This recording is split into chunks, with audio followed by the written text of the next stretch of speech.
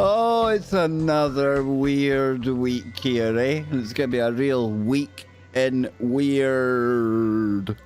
Yes, indeed. There we are. There we are. Now, come on. Come on. Listen, I ain't taking the blame for the music today, ladies and gents. No. The boys heard it. The boys heard it, and they insisted. They insisted we go full wah, wah, wah, bing, bong. What was that all about? It's one of those creepy, like, kind of like weird, like goofy kind of sounds you would hear, music you would hear, like right before the clown pops up in your window and he's like, hello, everybody. How's it going? I was trying to get that name off your head, Scott. I was trying to like stop it looking like you were sponsored by Jimmy Jeans and Scott Lopez, but no. It has okay. It has sort of a danger lurking just below the surface quality to it that I really enjoyed, I must say. There it is, the dulcet, sulky tones of James Sarcophagi Jeans. I have to give the intro music 3 flaming roosters. Oh yes, we're starting with roosters, but by the end of today, I reckon we'll be on to flaming something else's, boys. We really will. Been a weird week, has it not? Yeah. Very weird week. Isn't every week weird since 2020? Yeah, I mean, it's almost like a question that doesn't even need to be asked anymore because it's just to be expected. What did we always used to say, Kev? The abnormal has now become the normal. Uh-huh. And so, we're just continuing in this exponential curve of weirdness and things getting more and more bizarre and surreal as time goes by. So, correct. And I am about to dish out lots of happy dopamine time for all you people in the chat room. But let me just whet your appetite with some of the intellectual content that we have set by for this evening. We have got stories about fuffling robots. Yes, I said fuffling robots. We've also got stories about when wasps go to war. Yes, we do. We have got a very, very, very well-endowed gentleman that we'll be introducing to the world later on in the show. But there's a twist, because there always is on KBS Weekend, because it's where things get very, very weird. So we've got weird news, we've got fun news, and we've got stuff that we hope you're going to laugh at. And of course, Scott, you weren't here last weekend, but the week in weird needs a little touch of sarcophagi. Because last week, dude, I swear if I laugh half as much this week, I might just have to hang up my hat and go home. Oh, wait, I am home. But you know what I mean. Yes, from what I understand, you and Jimmy had a little bit of a laughing spell during last week's show. There was a little bit of hilarity and hijinks that were amiss last week, so that's great. It's always good to be able to have fun and laugh, and you know you're having a good time when you start getting into one of those uncontrollable laughing fits where you just can't stop, you know, and then it's like the other person, you just look at them and then they end up triggering you back into laughing again, and it like Jimmy, man, it's Jimmy, dude. It wouldn't matter what I talked about. He's got a way of going, 3 degrees of separation from happy time. Like I was talking about a young lad. All the young lad dreamed of doing was becoming magnetic. He wanted his own superpower, man. So he thought he had cracked it. He started eating all these magnetic ball bearings. And I was just saying, oh, this is when did this become a thing? And Jimmy took it from there. And like I showed you earlier, it only took 2 sentences and we ended up in a really creepy version of Cocoon. Really bad. Really bad. Okay. We might not go there tonight, but I fear part of me knows that this story could trigger more laughter like that, Jimmy. So as we go on in the show, we've got plenty of material for you to riff on, you know? I know. All I was trying to say is, remember the older generations that we've seen in the past, right? You know, when you imagine that when they were tuning and playing music at their house, they're listening to all this, you know, music from earlier in America's history, you know. But the older people that I'm talking about, man, they were rocking all the bands that everybody loves. So, you know, the old folks' homes in the future, you know, they're going to be full of a bunch of rockers and old hippies, man. It's going to be a whole different scene. That's what I was saying. Once you get to that point and you've retired, there's nothing left to do but sit around and just have yes, indeed. And see how he does it, Scott. See how he does it. We weren't even talking about it when we got there. He's a legend, man. Legend. Just remember, when you're young, it's like you're saving it. You know, you're saving it for some time in the future. You got to save it. If you get something special, you're saving it. But once you get past a certain point, you don't got to save it no more, man. You got to use it before you lose it. Very good point, Jimmy. Very, very good point. So listen, we are ready to go, but not quite, because I'm going to come into the chat room. There's, 34 people here. That's really cool, because it won't take me too long to pop out the participants that you can do in here. Remember, folks, get yourself onto live chat. And if you want to become a member of the channel, click the big blue button down below. And trust me, it's the only thing you can click down below. Hey, boom, boom. The big blue button down below. The big blue button. And you can become a member. And you get into the members only zone on Sundays. Don't tell anyone. The first rule of Kev Baker Member Club is please tell everyone, so that we can get more people into it, okay? That's the only rule we've got. So we've got... Shh, it's a secret. Shh. Yes, don't tell Sarcophagi. Yeah.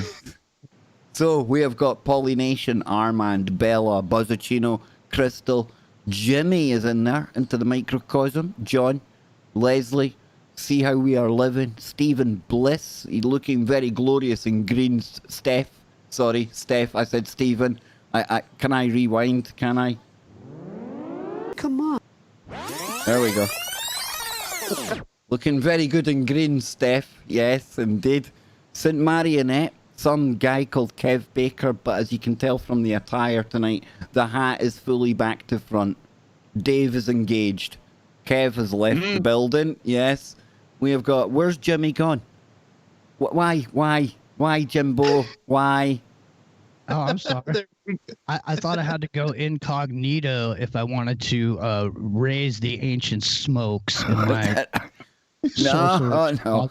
As long as you don't totally advertise it, we'll be cool, man. Wait till I think. I'll put something over you, Jimmy. Right? No, that's all right. I can do it. You know, listen, man. I've been doing that incognito my whole life. See, there we go. See, we've got Vagabond, we've got ZX, we've got more people coming in. Malaya, I see you there. D-Light as well. I'll come back into the chat room later on. I'll probably be needing to come into the chat room for respite along the way, because there's going to be a lot of laughs along the way here. Because Scotty, Jimmy, we're going to start off with the Japanese. Boy, okay, boy. let's do this. The robot takeover is upon us. It is, ladies and gentlemen. I know it's something that we've kind of theorized about in the past, but I'm starting to get worried, Scott. I'm starting to worry more about just how much time Japanese inventors have on their hands, because we now have, let me introduce to the world's first, in my opinion anyway, it's got to be the world's first farting car robot. Yes, indeed. But it's a fart with a difference, because who knew Who knew that fuffling in Japan sounded totally different to what it does in this country? So, Scott, your initial thoughts on seeing that the world is now embracing the technological advancement of a fuffling car robot, man. Yeah, a cat robot? Yeah. A cat that doesn't look like a cat. The Japanese, they're weird, dude. They're a very interesting group of people, and a lot of these gadgets and robots and things that they come up with are just, I don't know. You remember they had the dog, the little robot dog. I forgot the name of it, but like people were getting so attached to it. And then it was like coming to its end of life where they wouldn't like repair it anymore or anything like that. And people were like preparing to bury their dog, their robot dog. And since, you know, it was no longer going to be able to be repaired in case something broke on it. I think a lot of this also has to do with like the Japanese believing that like everything has a soul, even inanimate objects. Panpsychism. Panpsychism, is that what it's called? Yes. See, not nice. I never knew what the name for that was, so now I know. I think it goes along the lines of anything of increasing complexity will have a varying degree of consciousness. So even inanimate objects like rocks, they would have a degree of being conscious, but compared to the human, very complex mind, Scotty. But then this raises the question, right? Because as a complex computing machine learning system with algorithms, does that have the required complexity to bring about the consciousness that they crave? Ooh. Oh, see, therein lies the question, you know. And then, of course, that's why I like to watch a lot of crazy anime from Japan, because they try to tackle a lot of these subjects in some of these animes, right? Like the consciousness inside of a robot. I mean, a good example would be like Ghost in the Shell or something like that. You know, the original Ghost in the Shell movie or the animated series afterwards. But you could tell that there's a lot of like wrestling with that question within Japanese culture. You know, since that's what they believe, then they got, you know, so it's like, whoa. So what's going on with this farting cat robot? Before we unveil the noise that everyone's waiting for, James, your initial thoughts on learning that this is a thing, dude? Well, I mean, it doesn't surprise me. The Japanese have a very strange. I mean, there's so many things about the Japanese pop culture that it's strange, and one of them is this thing. I mean, I don't know why you would come up with this farting AI, but I mean, it goes along the same. Exactly, dude. Have you ever seen these Japanese pissing contests? No, I can't say I've caught any of them. They're literally, it's like the Olympics over there, man. Are they like busting a leak to try and like get Guinness Books of Record things going in that? I'm not kidding. And you know, a genetically modified bladder, Jimmy. The thing about it is, they go for distance and you know, consistency. Oh, it's like there's different classes of events. It's awesome, man. Yeah, dude. I didn't even think of that whole aspect. Jimmy's talking about all of like the crazy like well, I know game there's the shows that they endurance have game shows now. They're a different breed and altogether. The competitions and just of like weird, bizarre like things, man. Like stuff you would never even think of. They're over there like having a competition, you know. And it's like, what? Jimmy, do they have fuffling competitions? Yeah, you know what? I would guarantee you that if you typed in Japanese farting. No, Jimmy. See, I typed in something about farting before, and my eyes got open to a world that you can't unsee. You can't unsee. There are people out there that are really into the smells that leak out of us. Who knew? It is nasty. It is nasty. Oh, it's nasty. Okay, but let's do it. Let's do it. Come on. The audience are waiting. They're sitting there. They're on tender hooks.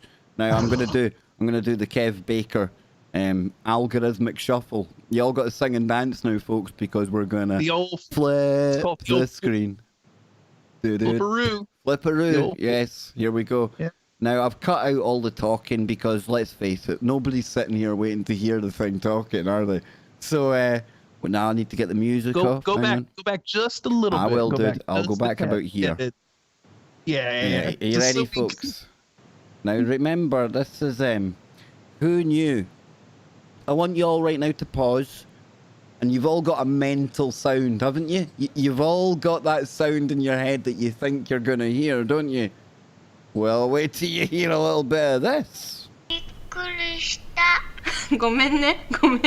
I think this is the best touch, though, the fact that it actually swings around 180 degrees and tilts its bum in the direction of the owner. That tickles me. 怒んないで。ニコボごめんね。ニコボぷい。So is that anus? Is the anus work? Wait, listen, no questions yet. No questions yet, because I want the audience just to listen to that again and ask yourself, when on earth did you ever hear a fart like that? ニコボぷい。ごめん。Pooey. ありがとう。あ、こちら。Pooey. Scott, Pooey. I've never said, boys, wait a minute, boys, pull my finger. Pooey. Nah, it's never happened like that.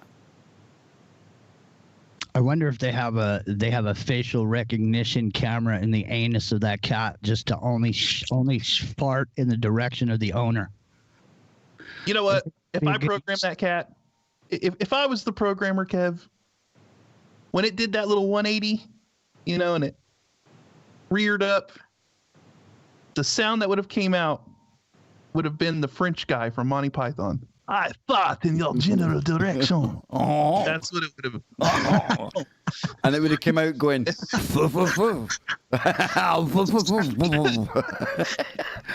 French of the fart smelly. Oh. So it says this funky little robot, this stinking little robot's name is Nikobo. And it was created by Panasonic for companionship because, I mean, everyone that's felt lonely has always yearned after a robotic farting dog. It's loosely cat-like. Very, very loosely. It looks like somebody's pulled a hat down over a teddy bear's face and it's going to go robbing a bank. It looks like a Pokemon that, you know, your grandmother stitched together. You know, it's... Jimmy's not impressed. Jimmy, I'm actually thinking this might be the one inanimate object or slightly animate object that wouldn't make it into the wizard's cupboard. No?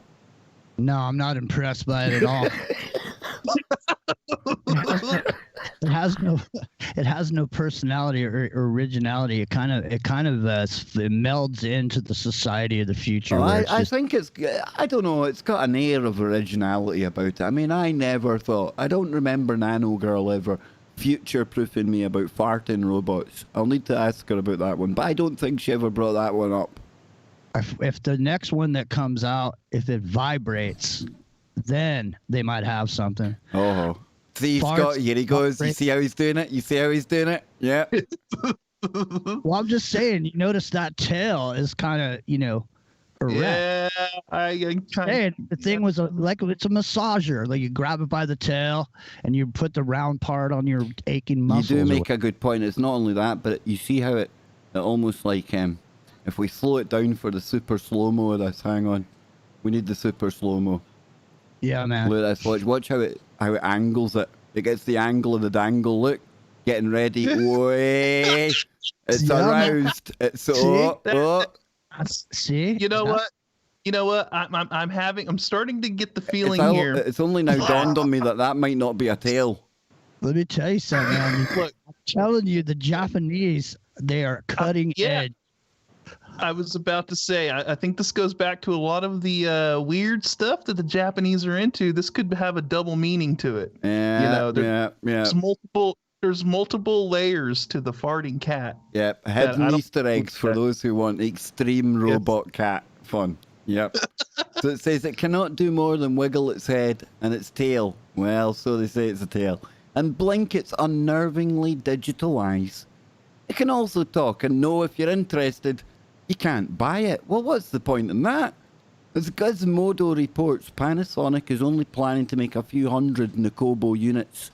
It made them available for pre-order via its own crowdfunding platform, and they have all been claimed as of 6 hours after the campaign launch. Cheeky little price. Are you ready, Gematrists? Get ready. $360. Now, if you manage to get your hands on one, you're expected to pay around $10 a month to get things like software updates. Nice. It will add to its catalogue of farting repertoire. I like that. Exactly. You've got to diversify the sounds and the links and everything else. And you got to keep up that internet connection so that it can feed back the data that it's collecting around your house and your home, right? No, Kev, it's not doing anything like that. Let's not. No.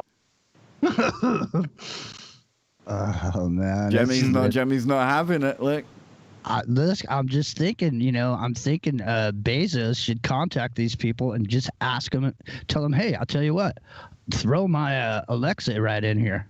Tell you what, I'll give it to you for free, and I'll offset the cost. Look at the size of it. Doesn't it not look like you could encase an Alexa inside that thing? Or a Google Mini or something just fits right inside, and you pull that wonderful little wool. It looks like a tea cozy. There's something cute about it. I don't know. I would have one of these, man. Imagine on the desk where you just randomly farting through shows and that. Boop, boop. I think it would be much better if they actually gave it some kind of like animations in its face, like whether it be some squeezing LEDs one out, something. like yeah. For its eyes, some LEDs that change different kind of shapes to show that it's like squinting. You could or get blinking. the sumo wrestler update. It'd be like, right, a right good one. Do you know what I mean? Like a right clanger. One that reverberates the tail. You know what I'm saying? Right now, pooey. It's not doing it for me. It's to build you up. It's like it could traumatically damage you if you cracked it out the box and you're going full sumo wrestler fart right out the packet. Come on. If it went full, haggis mode. If it went full haggis right as he cracked it out the box, that might disturb some people. So yeah, and as Ron says, with future add-on appliances will bring joy to the whole family. I can hear the ads now. I can. It's going to be like the next PS5. These things are going to be in demand. There'll be people block buying them, Scotty. You never know, man, because we've had these instances in the past where. Look at what are they, those little beanie, what are they called, the little beanie characters, or they're like little bean bags. Beanie Babies. Yeah, Beanie Babies. Remember how popular that became? It became like this worldwide phenomenon. And people were like scrambling to get Beanie Babies, and there was fights breaking out, and there was like a Beanie Baby shortage, and it was like, what the hell? Kind of like with the Cabbage Patch Kids back in the day. People were clawing over each other to get a Cabbage Patch Kid, and we're sending rovers to Mars, but we're still fighting over Beanie Babies. Something's gone wrong somewhere, boys. I'm telling you, man, the Japanese are dark, man. They got stuff going on over there. It's just heinous. Dude, listen. I stream on a regular basis with a man in Japan, and I think Japan is the place for me. There's a level of toxicity there that they refuse to go below. I know. Well, the other thing is, too, over there, I'm just telling you, it's crazy. I mean, those game shows, the things of the sense of humor of the Japanese people is totally unique. Remember the one Endurance where they would like have snakes wrapping themselves around them, and they'd be like half drowning people, and crazy, dude. The stuff that makes the stuff that makes the audiences laugh in those live shows, that when they're just people just go crazy laughing at all this stuff that's happening, you're just looking at it going, oh, man, I'm telling you, it's weird. Farting cats, man. That's probably one of the more sensible stories that we've got for tonight, to be honest with you. Pissing contests. I'm telling you, hang on. That thing. Right, okay, here we go. For people who might be of a certain age and have never seen any of these Japanese game show hosts that we're talking about, here's a little taster of one here. Yep. I mean, that's like something you'd expect to see going on at Gitmo or something like that, right? That's waterboarding way before it became cool. Do you know what I mean? Why on earth would you do that? Let's see what else they're up to. Have you checked? Whoa!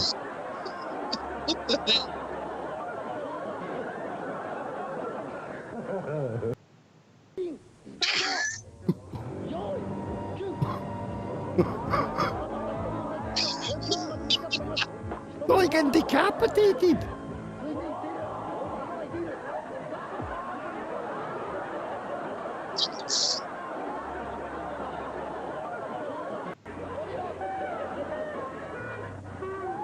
Like you say, Jimmy, there's some strange stuff taking place in Japan over the years. It's that kind of law unto itself over there, eh?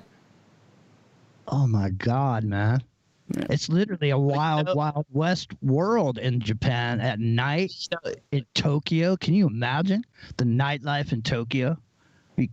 Yeah, you want to talk about a city that never sleeps. You know, New York has nothing on Tokyo, right? That's a whole nother level, man.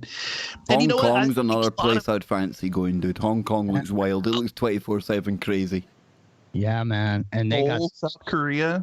Yeah. You know, Seoul also crazy. It's just Pyongyang for me, baby. Pyongyang for me. Well, you know, the thing about it is too, man, is the technology is off the rails in a lot of these countries because of the speed and the bandwidth of their internet is way faster than it is in America or anywhere else, especially it's almost as fast as Smart City Glasgow, sponsored by Israel. Nice. Yeah. Hey, exactly. That's what it is, you know. But listen, this isn't the only crazy we've got tonight, boys. No. In fact, I think we probably started with the tamest, least weird story of the night. What if we were to tell you, remember the TV show and the kind of phase of Robot Wars? Remember that? You had people like building the robots and they'd be fighting. It was pretty cool if you're a geek like me, man. I loved it. I loved that show. They still do it here. They still do it here. Still on TV here as well. Yep, still the thing. Yep. But what if I was to tell you now we've got something totally new? Or at least something I'm calling totally new. We have got the Insect Wars. Now this gets a whole lot weirder than it actually sounds. Because what if I was to tell you, right, that in somebody's wisest or unwisest moment, they've decided that they are going to unleash parasitic wasps to take on moths in a country home. Yes, indeed, ladies and gentlemen, an army of parasitic wasps has been deployed to battle moths inside a British stately home. And like when I first read this, I'm thinking, this sounds like something out of the X-Men. Sounds like the Wasp Man's going to go and fight with Mothman or something. What on earth? Boys, before we even get into the story, we'll do what we do. Come to you first, Jimmy, this time, and then you, Scotty, right? What are you thinking now that you've seen this? Because, Jimmy, you've seen all of this raw for the first time, right? I mean, what's your thoughts? Right off the bat, if I was looking at this, I'd be thinking to myself, okay, this has every potential to be a horror movie. And this is where everything goes wrong right here, because they released these. They didn't realize that they were going to fly off and mate with a American bald eagle. And then all You got giant wasps flying around, stinging and killing, eating people, just pulling their heads off and sucking out all the juice. Big shout out to Lisa in the chat room. Big shout out to you, Connie. Ben as well. Seen people coming in there. Lisa, very special shout out to you, sister. I hope you're doing well and I hope you're enjoying your weekend off. But listen. So Scotty, come on. Are you going along the same lines as Jimmy Boy here? Have we got all the ingredients for a Kev Baker sci-fi novel? I do not want to be anywhere near that house. First of all, I have a phobia of flying stingy insects, so this is already nightmare. I see you moving about there, dude. You're kind of shuffling in the chair there, man. It is. It makes me antsy. Like, you know, when you see something or when you're talking about something, I'm just sitting here thinking about it. I'm like, oh, okay. So here's the question. Okay, I'm assuming, and we'll get into the article, but I'm assuming that they're releasing these wasps because they feed off the moths, right? That's their prey, and they're going to release them in there so that they can take out all the moths. And I'm hoping they hired our Syrian friend and they got genetically modified. Genetically modified. Here's my question, though. How do you get rid of the wasps? You just tweak something a little bigger, Scott. You start to tweak blackbirds, things like that. You know. Bring in some. Before you know it, man, you're having to reanimate the dodo, and to kill it all off in the end, the pterodactyl. And when you bring back the pterodactyl, everyone knows that's when it gets really real, right? I mean, there's maybe they're going to release some kind of a nightmare spider to go in there and take out wasps afterwards, and then now the spider's inhabiting it, so now they're going to have to release some kind of a genetically modified scorpion or something. I mean, when does this stop? You know what? I just say take a flamethrower to the house and just get rid of all the pests. They needed to release the genetically modified monkeys with the pit bull heads and let it just release them on, like Cerebus, Cerebus with the 3-headed dog. You get the 3-headed monkey, but it's a monkey, but it's got 3 heads, the 3 heads of pit bull snarling and just. You sure that's the noise they make though, Jimmy? How does it go again? Pretty sure. Nah, one day I was in my house and I was walking my dog, and I got a chow chow, and I'm in the woods and I'm walking my dog, and I look back, and it's down the hill. I see this pit bull. I see it, and it's coming, right? And so I got a male dog. I'm trying to get my dog back in the house. I see the pit bull, so I'm starting to cruise back to my house, getting in there. And so it's the redwoods, and it's always wet, And so this pit bull starts coming faster and faster and starts running up the hill to get to me and my dog. And as I ran around the corner to get on my deck, I slipped and fell. And I barely got the gates closed before the snarling pit bull tore my leg off, and the sound that it made, the sound that it made, Kev, was. So, I'm speaking from experience when I make that.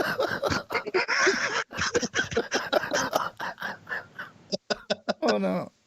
No, don't get me laughing yet, Jimmy, because I know that there's far worse to come. Far worse to come. So let's take a little look at this. And this comes from everyone's favourite authoritative source, CNN. Tonight's show definitely isn't sponsored by them. But an army of tiny parasitic wasps will be unleashed inside an English stately home where Anne Boleyn was born in order to hunt out and eradicate moths that threaten the mansion's furniture and artifacts. It sounds like they're hiring some kind of Eric Prince trained warrior wasps to go in there, man. Isn't it? Why can't they fumigate the place? I mean, maybe they'll explain why, but I mean, maybe I bet it's something to do with the expensive art or maybe listed building or some crap. I don't know, Scott. I don't know. I think that actually might have something far more sinister lying beneath the surface here. Maybe it's a portal. Maybe they're just trying to explain these new wasps that have never been here before. And Mothman. Excuse me, it's ma'am. Or that. It stood at the portal. They're the final line of defense against these savage wasps that have been unleashed from another place. So Blickinghall in Norfolk, eastern England, has been unable to contain an invasion of clothes moth people, which can be damaging the carpets, furniture, clothing, and other wool and silk objects inside the historic home. But the managers believe the critters, they got a dose of them as well, will meet their match when they introduce a number of microscopic parasitic wasps into the building. The wasps, here we go now, Trichogramma evanescens, measure about 0.5 millimeter and are barely visible to humans. Oh, this can't go wrong at all, can it? You know? This just terrifies me even more because now there's wasps that I can't even see that are going to be flying around. Oh, you can only be like little orbs in front of your eyes. You'll be attacked and killed by orbs. That's what they are. Maybe that's what the orbs have been. So they will search out moth eggs and lay their own eggs inside them. It gets worse. They're going to multiply. So a new wasp hatches instead of a moth larva. Moth wasp. They're actually making moth wasp man. Excuse me, it's ma'am. Or that. Who knows what'll come out? Like I said, now they're going to have a problem with these wasps flying around. Even if they're 0.5 millimeter and you can barely see them, you get enough of them in the air, you're going to have like a fog of wasps that you're having to be walking through.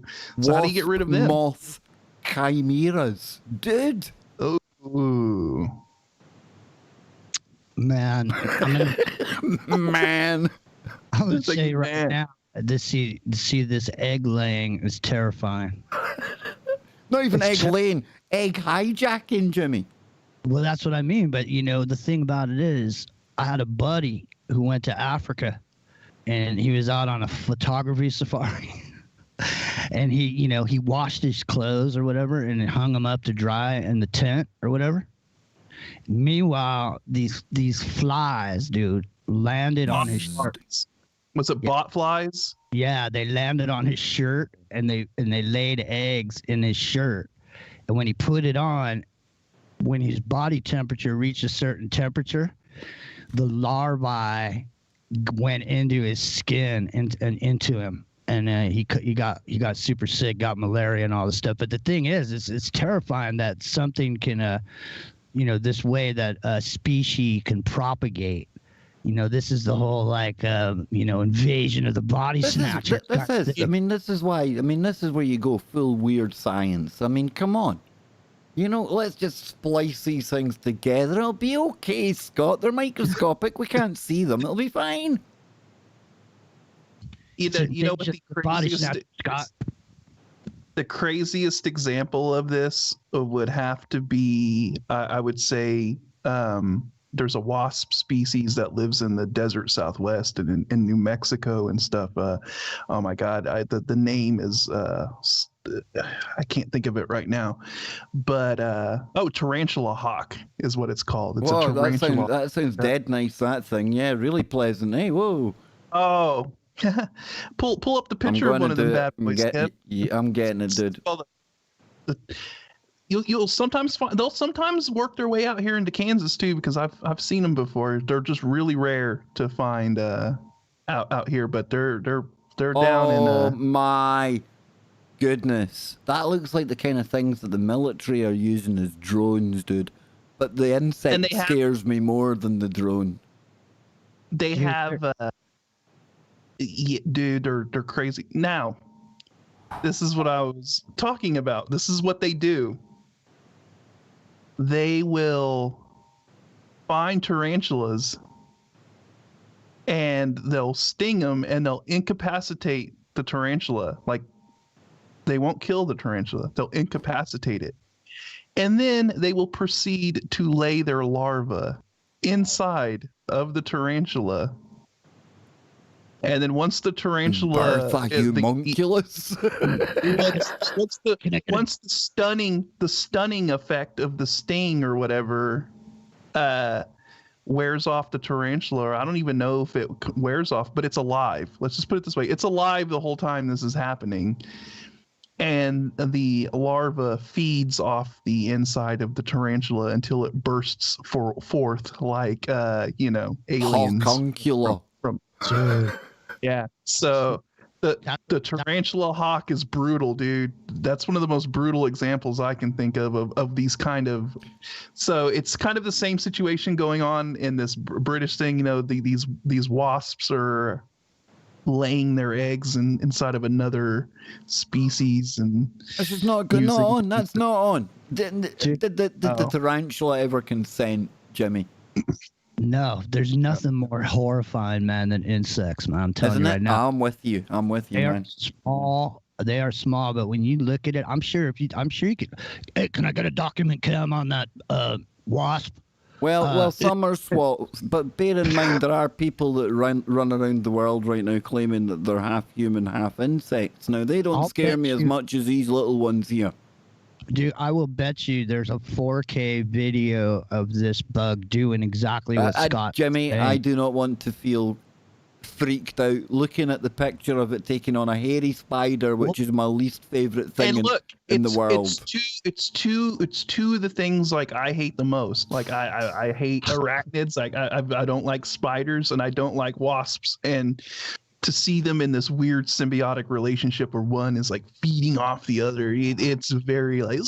Well, Scott, see how we were talking about being like raging capitalists earlier and taking advantage of things and that, right? Lisa is onto something. Let's patent a pocket or keychain bug zapper. Make millions off the British.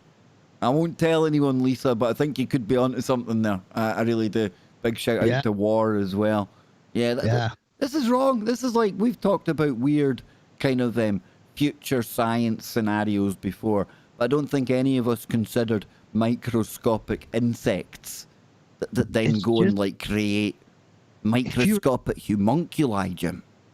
If you're Stephen King, man, this is like the perfect alien story, man. Because, here they are, you don't see them, they're small. Everybody's expecting these spaceships and all these flying saucers and all this. No.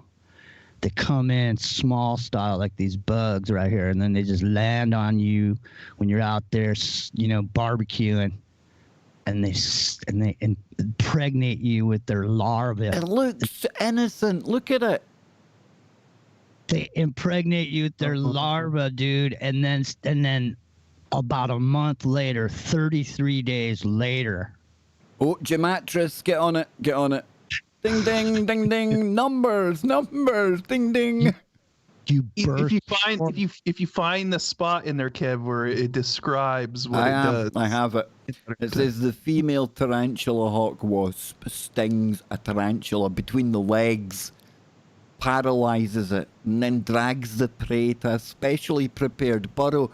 It's a psychopath. This is premeditated shenanigans. Where a single egg, a golden egg, is laid on the spider's abdomen, and the burrow entrance is covered. Sex of the larvae is determined by fertilization.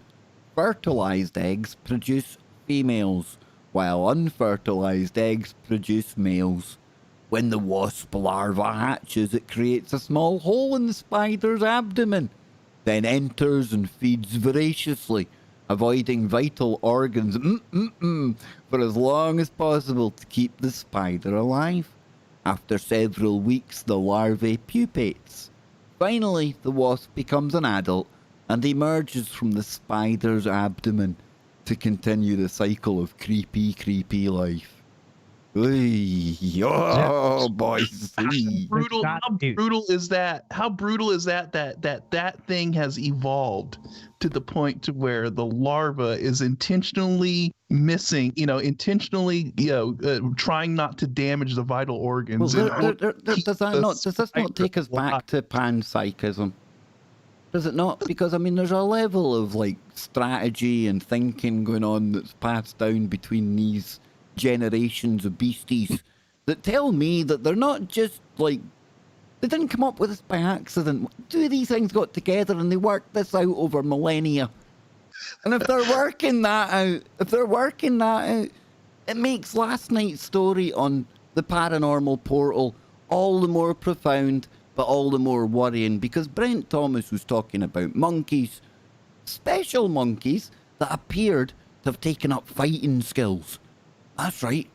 They're arming themselves with knives, ladies and gentlemen. So we've got these kind of attack insects. We've got monkeys getting tooled up. I've seen the TV show Zoo. I've seen how that goes. And they decide, you know what, we're going to get rid of these hairless monkeys and we're going to take stuff back. And you know the worst part of the monkey story, Scott? We're our own worst enemy. Because people think it's funny to give the monkeys knives and take photographs of them. But hundreds monkey effect, you know what's going to happen. It's going to end up like London. It'll be everyone's getting here, there, and everywhere. Do you know what I mean? You see what happens when you don't have a Second Amendment, people? This is where you end up. Animals get tooled up.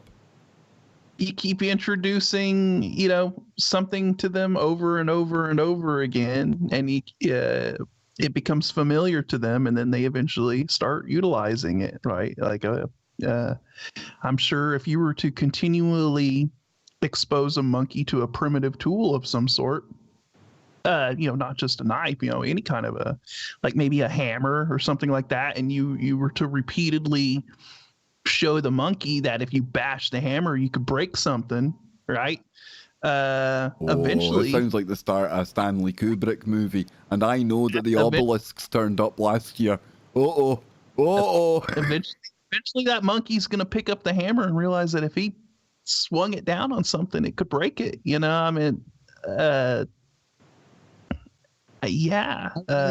I really think the first moment that they noticed monkeys with knives, the first thing they should have done is spank the monkey, man. Because listen, Yeah. monkeys with knives is not good. Here he goes, look.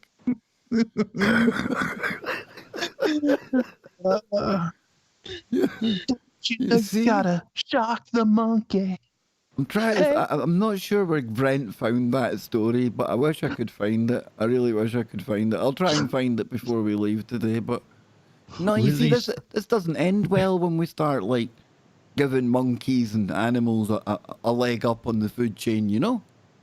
It's like all of the monkeys. I think it's in it's one of these Asian countries like Thailand or somewhere around Indonesia or something like that. They figured out that they can like get boozed up from humans, you know, and you know get drinks and stuff off of them, and they learned that, hey man.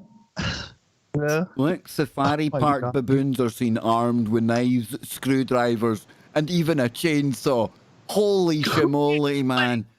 Wait. Who the hell decided it was a good idea to go give a baboon a freaking chainsaw, man? Keepers suspect pranksters. No, I would say keepers are praying it's pranksters, and it's not an evolutionary kind of indication. Are responsible for handling or handing animals weapons so they damage visitors' cars for a laugh. They hope, because I've seen that TV show Zoo, and it's not good. Look at that thing, man. That one can drive. I mean, well, forget the fact that they've got knives. This one can drive. Do you know what I'm saying? This one's got a car. You gotta love these little things, but too cool, man. Man, I tell you what, have you guys ever heard of Lancelot Link, Secret Chimp? I certainly haven't. I swear, man, if you want to laugh your ass off, I know you could probably get away with it, but check out Lancelot Link, Secret Chimp, because it's these talking chimps, and it's a TV show that used to be on Saturday mornings. No TV shows. Ooh. Well, yeah. Listen to this, man. It's these talking monkeys, dude, and I swear to God, it is the funniest thing you've ever seen in your life. Because, like, there's one where... Simeon, and tonight we have a really big show for you. Lancelot Link, secret chimp. Calling Lancelot Link. Come in, Link. That's Lancelot Link. That's Lancelot Link. This is Lancelot Link checking in. Lance Link, you gotta come through. Lance Link, secret chimp. Wow, that sounds exciting. Really not ahead. Did you spend your childhood watching this, Jimmy? Every Saturday morning, man. Every Saturday, I'm telling you right now, I did. And you know, it's funny because there's one where you know, they go to the Middle East.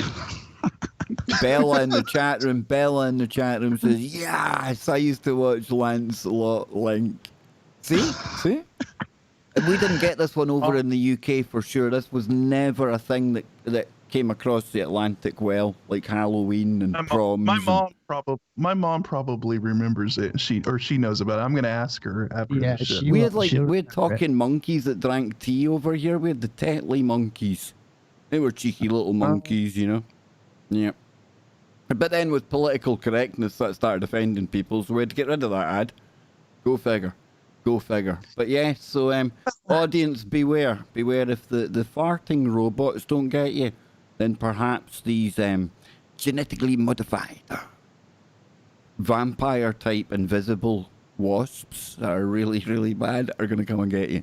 And they might meet up with Scott's least favourite bug, and then we got trouble. Right?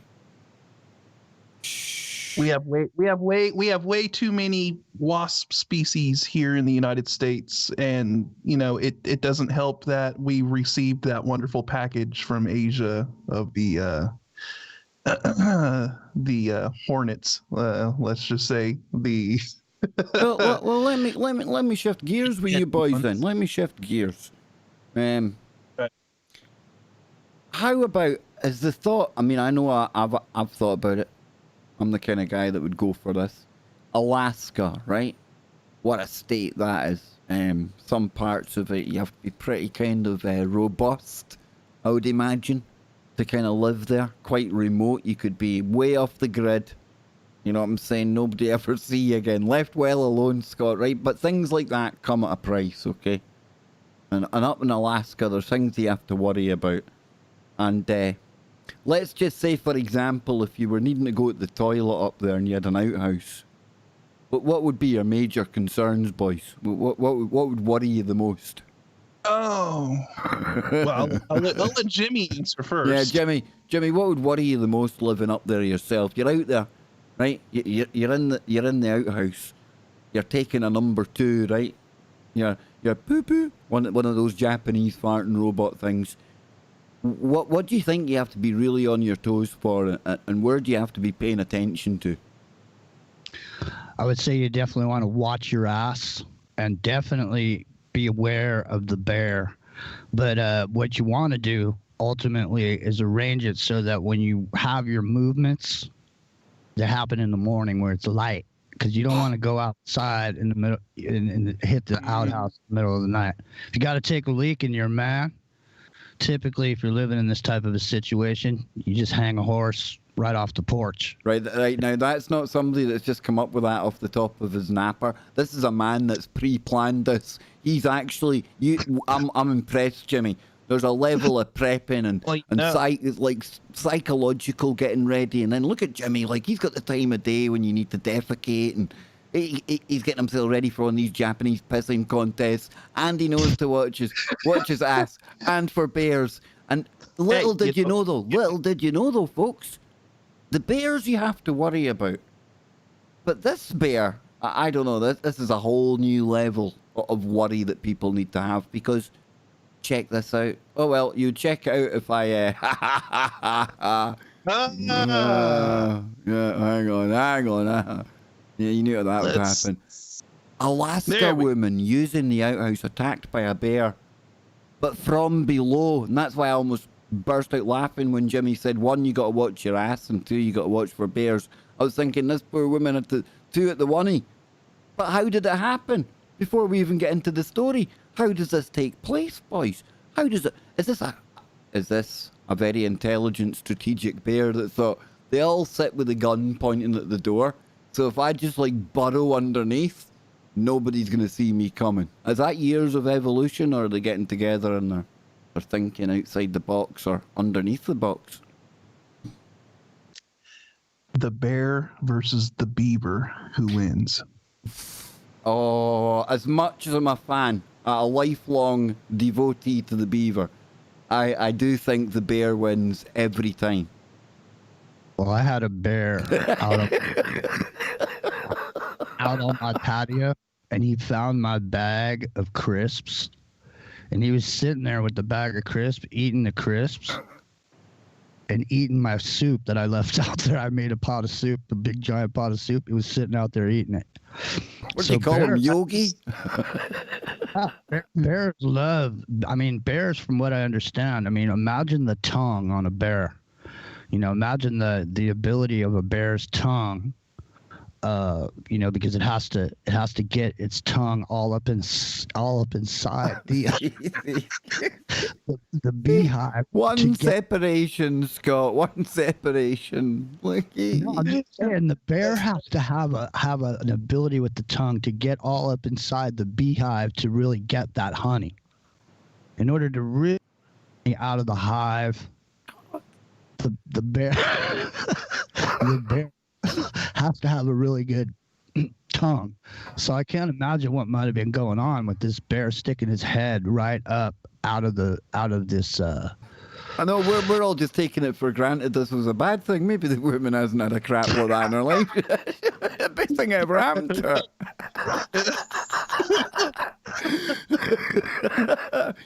She sits on the toilet every day now, dreaming of the bear coming back. Anyway, so it's an Alaska woman. She's sitting on that farting cat, thinking about the bear coming back. I think I've just made Anne piss herself laughing. You got Hey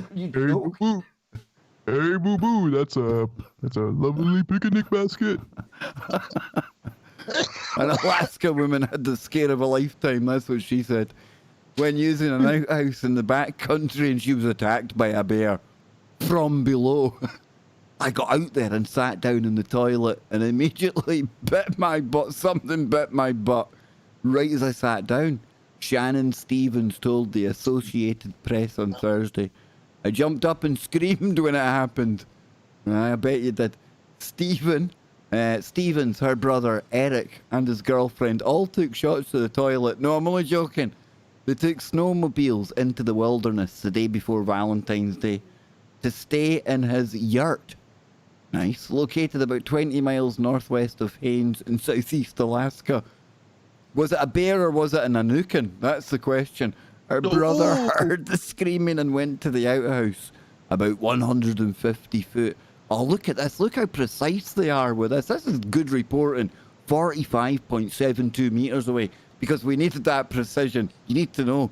You need to know the distance you're fighting here. Away from the yurt. There he found Shannon tending to her wound. Oh, it was wounded? Dang. Dang. They at first thought she'd been bitten by a squirrel or a mink or something small. The Anukin. Eric had brought his headlamp with him to see what it was, and he says, I opened the toilet seat. There was just a big bear face just right there at the level of the toilet seat, just looking right back up at me through the hole. Right at me, he said. I just shut the lid as fast as I could. I said, there's a bear down there. We got to get out of here now, he said, and we ran back to the yurt as fast as we could.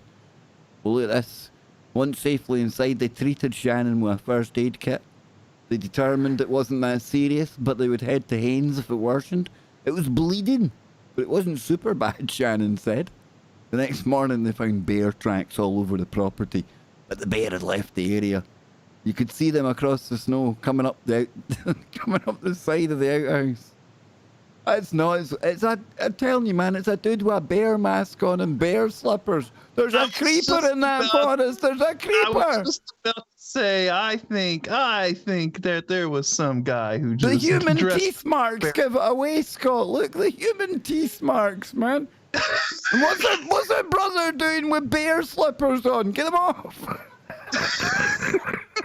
And he gave her some mouth-to-mouth and then he tended to her wound, her open. Jimmy, I mean, come on, Jimmy. You can learn most things on YouTube, but I'm pretty sure you ain't going to learn how to treat a bum that's been attacked by a bear on there. You know who has these skills, Scott?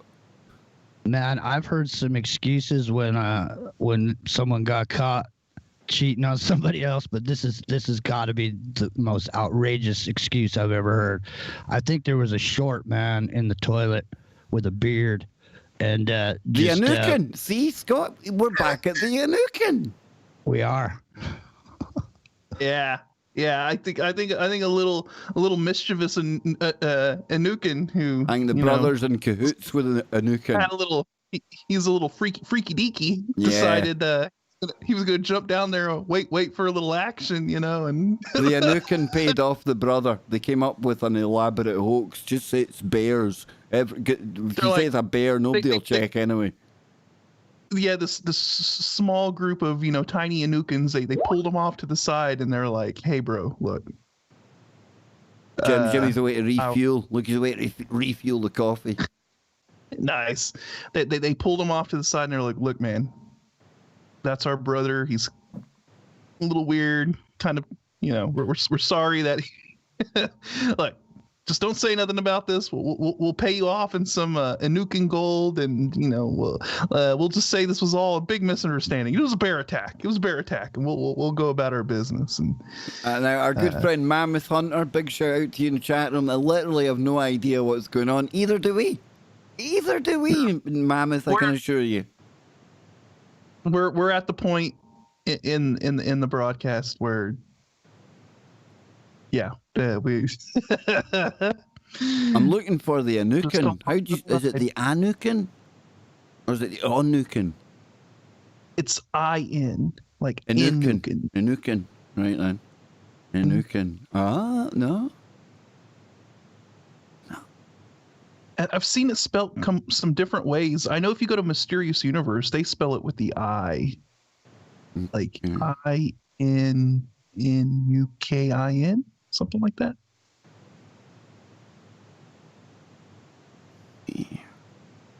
Let's see. It's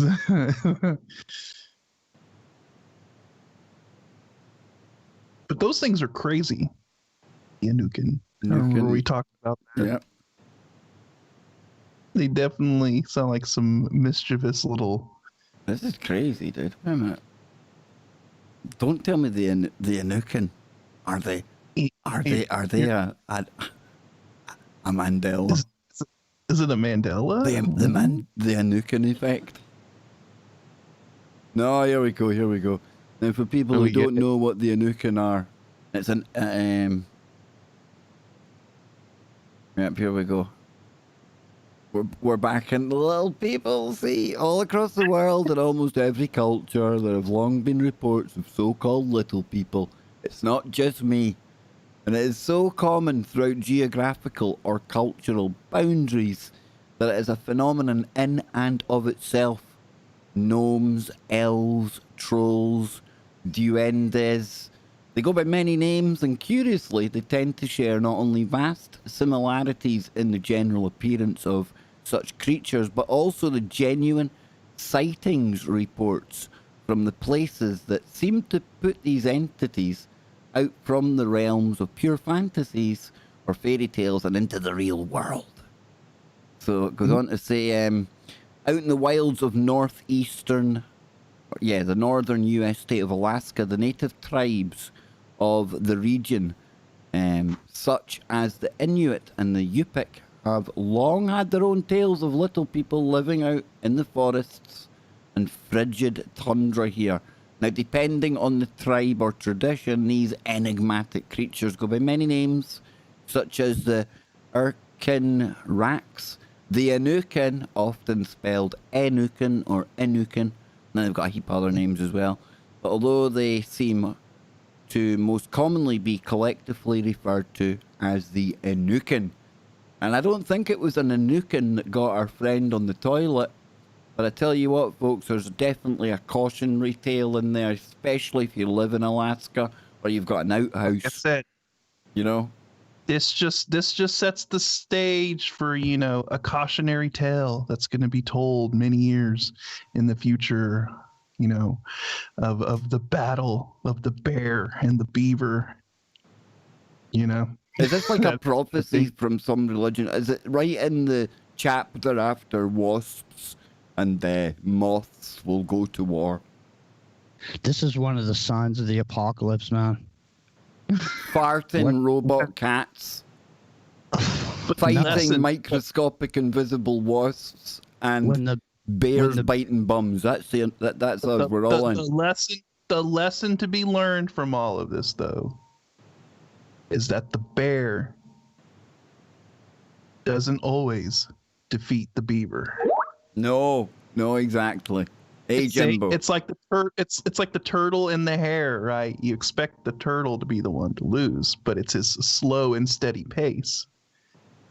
So every beaver has its day as well? When the bear eats the beaver,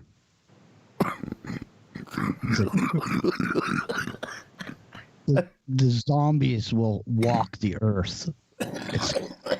I'm telling you, it's one of the signs of the apocalypse. There's a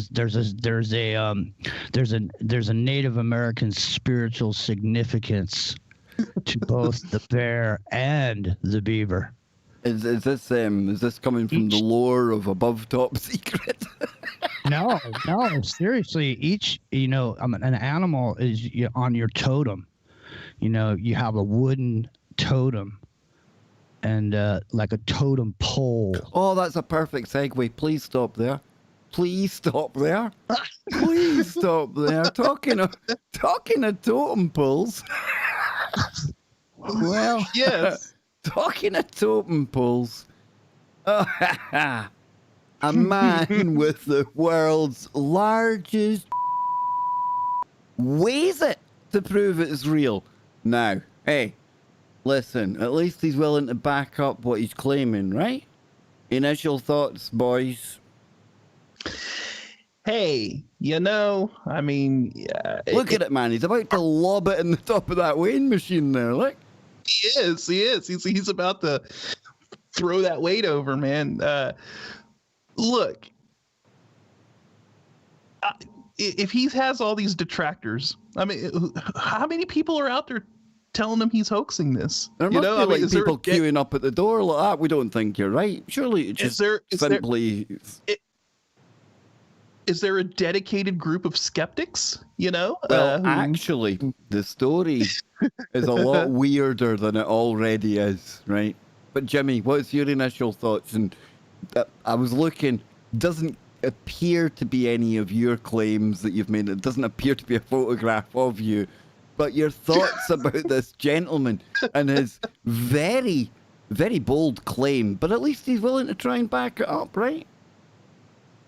I hear you. This dude may be able to go over and be king of Japan if the pissing contest. You might welcome him into your nursing home that you're going to open, right? Well, he may be the big kahuna. He may be the long gong daddy of the nursing homes. You see, that's what he would like to be, but scientists have got involved, ladies and gentlemen. No. And before we go on, I must mention, I mean, the guy looks like he's got a pair of guns on him. I mean, he's used to lifting some weight. I mean, he looks like he's got two hands round it. It looks like it's a couple of handfuls he's about to throw in there. You know what I'm saying? Just saying, you know? So, listen, though, folks, this takes an even weirder twist, okay? A really weird twist. So it says down here, a man who claims to have the world's largest pee-pee has reportedly weighed it to prove it's real. According to TMZ, Roberto Esquivel Cabrera weighed what is believed to be his, now, ladies, eye-watering moment, 18.9-inch member on camera at his home in Saltillo, Mexico. And it came out at 2 pounds. That's a bag of sugar. So Mr. Cabrera, or Big, as he goes by the name of, Instead, he wants the Guinness Book of Records to recognize it, like almost like facially, like facially scan it and like recognize it. He demands recognition. But look at this, Scott. He's previously had it X-rayed to prove its veracity. That means there's people looked at it and thought that can't be real, and they've lobbed it. But it gets worse, right? Well, how do you X-ray tissue? Well, there is listen, gets worse. Doctors have reported to have said that 13 inches of it, another eye-watering number, are just skin. Just skin. And it left me with this horrible mental image of something that looked like a really upside-down black, what do you call them, flat-billed platypus thing. Is he, does it look like he's walking around with a windsock? I mean, is that what it? I think it's rather telling that if we look here, his video that claimed to show said thing got banned. Got banned and removed. Yeah, I noticed it was removed. My God, I couldn't imagine why that was removed from YouTube. I mean, well, it says the 52-year-old reportedly said it's caused him to lose jobs. It's harmed relationships, meaning he's forced to live alone and forage for food. Does he use it to forage for food? Does it go out like 18.5 inches ahead of him and like catch those pesky bears that are hanging about out there? I don't know. Does it whip out like a chameleon's tongue? Well, what he says is what he told a local newspaper was, "Look where it is. It goes far below my knees. I can't do anything. I can't work, and I'm disabled. So I want the authorities to declare me as disabled and give me support. Then I want to get the Guinness to get the recognition." He added that his pee-pee was too large for him to kneel in church and pray. I wonder if he ever stuck it through. I wonder if he ever went to confession and stuck it through the other side to the. Jimmy, you could go and play baseball in the park and lob it over into the church by the sound of it. I mean, look. Can you imagine the amount of blood it must take for the engorgement of the member to turn it into the No, I've never thought about that for 1 minute. Listen, let me just say, the wooden totem pole with the bear mask at the top of the totem coming up through the toilet seat. Be like a bit of snake charmer. It must come up and like. Exactly right. It almost looks like that thing we were talking about earlier. The lizard king. That maybe this is maybe he's some sort of a chimera. Should he not be acting? Should he not like have a career doing? I mean, one man's disability is also a blessing if you're to go into some genre of movies, per se, hypothetically. To me, from what it sounds like, this is more of a curse than a gift to him, is what he's making it sound like, which is very extremely... Men, be careful what you wish for. Well, I'll just say this. I think what you see here is a definite problem with the member not being circumcised. I think that's why he has the extra skin there. So he could probably eliminate some of his disability if he would just remove a little bit of that excess skin. Well, Jimmy, don't you worry because a necklace out of it or a lampshade or something. Dude, it's okay because there's a Minnesota company that has got all this covered. Because now I don't think I'll be putting these on my own Christmas list. Just saying.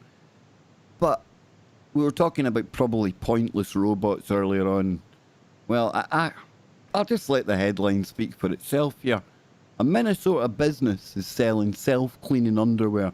Now, you can see I done my 5-year-old attempt at colouring this in to make sure that we hide any kind of rude parts and there's a wee devil on there.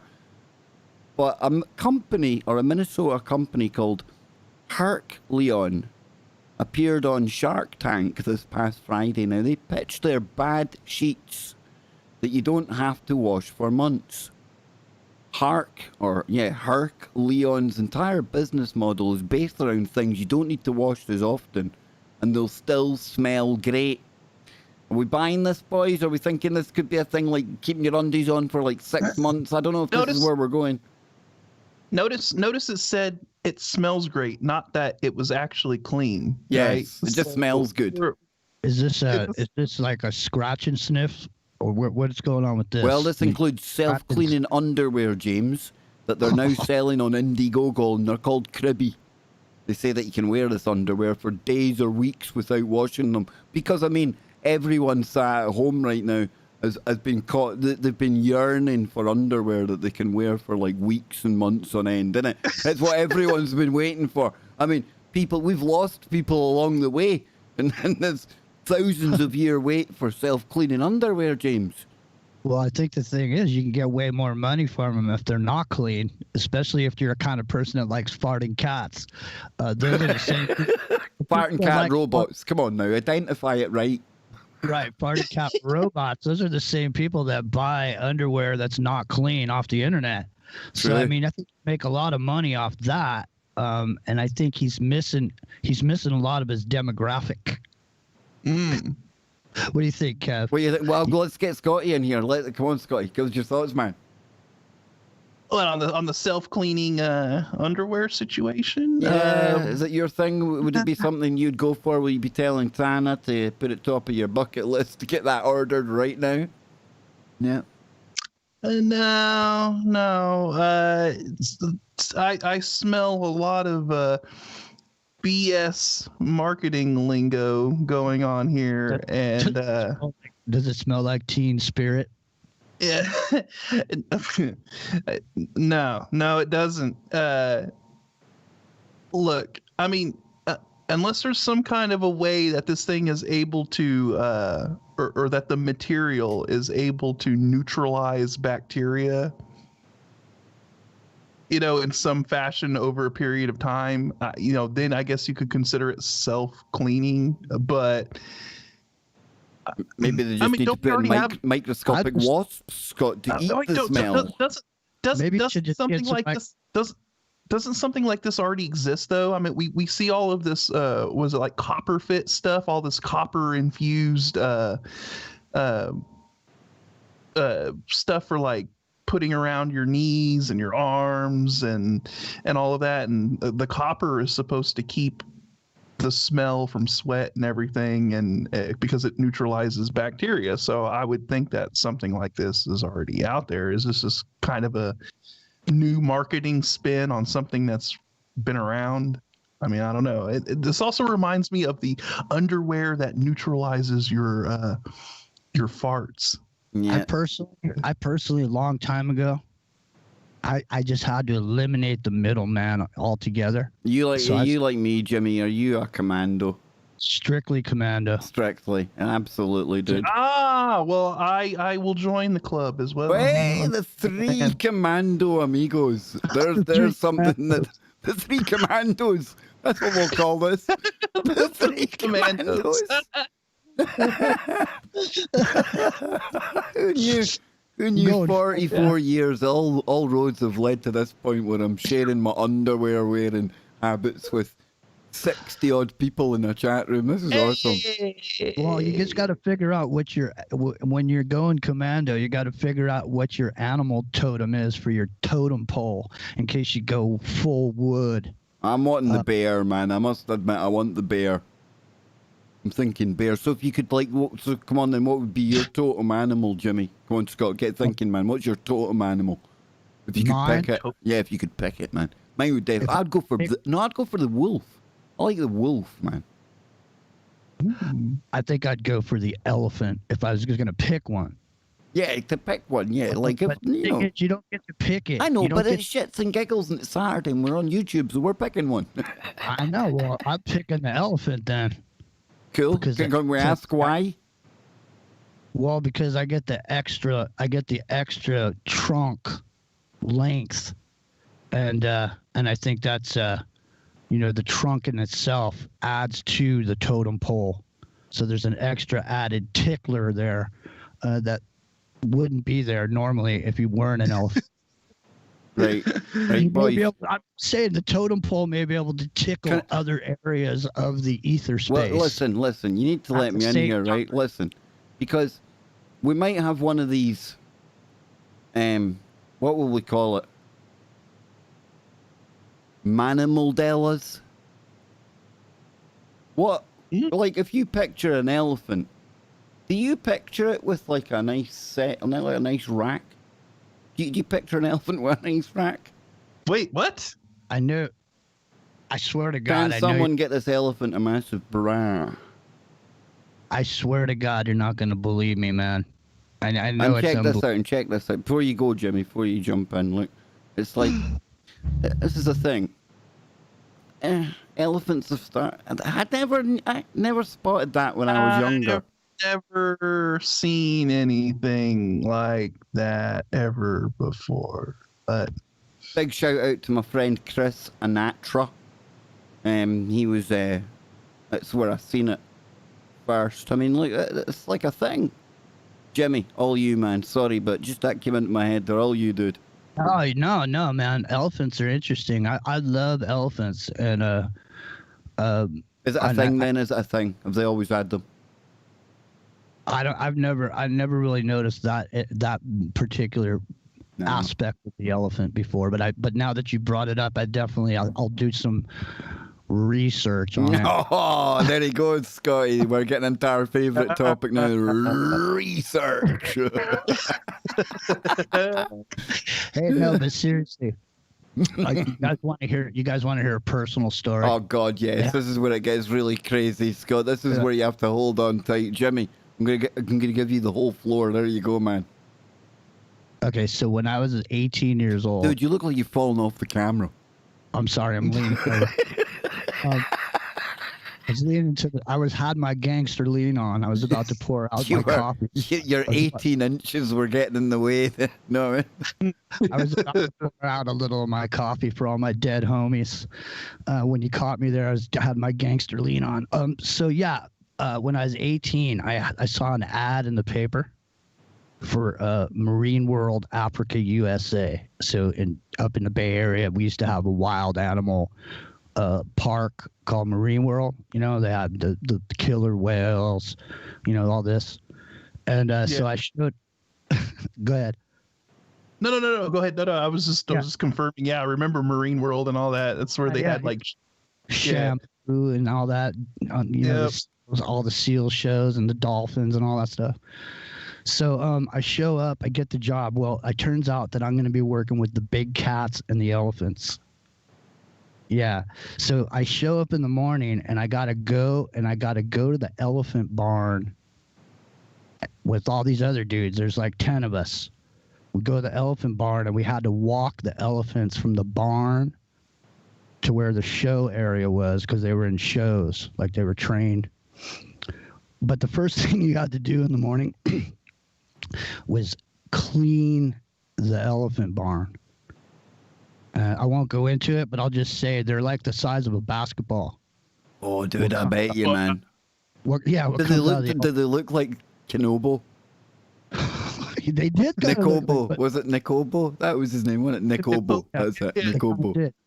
They kind of did. But so anyways, the point is, we'd walk these elephants up to this area where they were going to be in the shows. And so what they would do is there's a lot of stories about this place, but I'm going to cut to the chase. But what they do is they have lions and tigers, okay, and they have elephants. But what they do is they have a show, and the dude that, you know, they have the ringmaster, and he's down on the stage, and they have this big production, you know, and every couple hours they do a show. And so that's what these cats and these elephants do all day is they do these shows. And so the way they do it is they take these lions and tigers and they put them in this chute, and the chute is all these steel bars, and they put these separators in between the lions and tigers. And as each one goes out, they let the next one down, and they go out and do their thing, and they come back and they bring them, and they come down the other side. Then they bring out the elephants. And this is the whole reason I'm even bringing this up, because we started talking about elephants. We used to have to sit there before the shows and shit the elephants. The elephants would all be standing there. There'd be like 5 or 6 of these giant elephants, man. And all the dudes that work there, it's like part of our job to to stand behind these elephants with these shovels. Oh. And make this shovel sound on the cement, because when they heard that sound, it stirred their innards to Yeah, they associated that with going, man. Yeah. That's machine learning in elephants. Yeah. So because they didn't want them to drop some of those droppings on the thing when they're doing their tricks. So every day that was like part of our job. We had to stand there, and we'd be sitting there smoking. This is like, I think it's like 88 or something. I can't remember what it was, but we're standing there smoking cigarettes, talking to each other, scraping these shovels on the sidewalk, and these elephants are like rearing up, and their rear ends would open up, dude. I am not kidding when I tell you, man. The thing would open up, giant hole would open up, and these basketballs would just drop out, and you'd have to sit there and go and scrape it and get it up with one of these shovels. Dude, I'd worked in a fish factory and I thought that was bad, but you're describing the world's worst, eh? Wow. Listen to this, though. At least I was behind the scenes when I was doing it. They had these other dudes that were in the show, and if you were part of the show or you got on the stage, you had to wear these khaki shorts and stand down there and run around and scoop up shit. Look at that, Jimmy Jeans safari guy. You can picture him running about in a survival show. Look, he's got the right hat for it. Look, we could just helicopter him into different countries. Like one week we'll put him in the Amazon, next week we'll take him to the outback, and you'll need corks on your hat for the outback though, Jimmy. Crocodile California, that's what we'll call you, man. No, man? I got fired for playing with the lion cubs. Oh, they're lovely, man. Come on, gorgeous, absolutely gorgeous. But then they grow up, right? Yeah, so the thing is, the trainer, the guy that owned these animals, they didn't belong to the marine world. They were private owned, and the guy that actually owned all the cats was he was a guy that developed something called affection training. So all the lions and tigers this guy had, they were all trained with affection training. They were never whipped or hurt in any kind of way. So he was cutting edge. But one of the rules was that he could only be the one to ever interact with the cats, with the lions when they were babies, and you weren't supposed to play with it. It's almost it was irresistible to me. I couldn't eventually I had to do it. And then this gets into the whole topic of that industry, right, that we saw depicted in the Tiger King, right? Yeah, man. Yep. And a lot of them people, they got into it with good intentions because, like Jimmy said, you fall in love with them cats, and it's almost irresistible to want to cuddle them and all of that. And then it turns out later on, they kind of lose their way when it comes usually to when they're big enough to see you as being dinner. Usually that's when people the novelty wears off and they get dumped or worse, Yeah, and I'm just talking about the people in general that start out like that, and then it becomes a business, and then they end up, down the road, they end up neglecting the animals, and they're not even intentionally neglecting the animals in certain cases. It's just become such a big business that's how they've kind of lost control of that. But then there are a lot of them that do see the money raking in, and they end up losing their passion for it, and it just becomes about the dollar, and then who ends up suffering in the long run? Well, the animals end up suffering in the long run. But dude, I had a full grown lion roar in my face, man. I've been pissed. Yeah, that's intense, dude. Dude, I've been pissed on by tigers and shite on by elephants. Literally. I mean, I'm not even that's not an exaggeration. It's definitely time to change topics when Jimmy's getting defecated on. So I've got something totally weird to look at. Dang, dude. Dang. That descended. See how quickly you can just get out of control, Scott? Well, you know what? Japan, I just might be a an alternative god with the because the farting cat. There's got to be some value to being shied on by elephants in Japan. I'm telling you, there's got to be It's some probably sort been of, done in a game show, but I've got something really, really weird and disturbing here. Something a bit macabre. Whoa. Yeah, that's a bit creepy, this. Uh-oh. Bring my dad home. Family fights for return of late Saskatoon tattoo artist's preserved skin. Yeah, so the family of a Saskatoon tattoo artist whose skin was preserved after he passed says they are in danger of losing possession of the irreplaceable artifacts. Now, this is this really cool style of tattooing that you get done, isn't it? Yep, so in 2018, the skin bearing the tattoo, sorry, Scott, that covered nearly all of Chris Wenzel's body was surgically removed after he passed and framed by an American company that specializes in the process. Well, I'll open that in a new tab for a moment.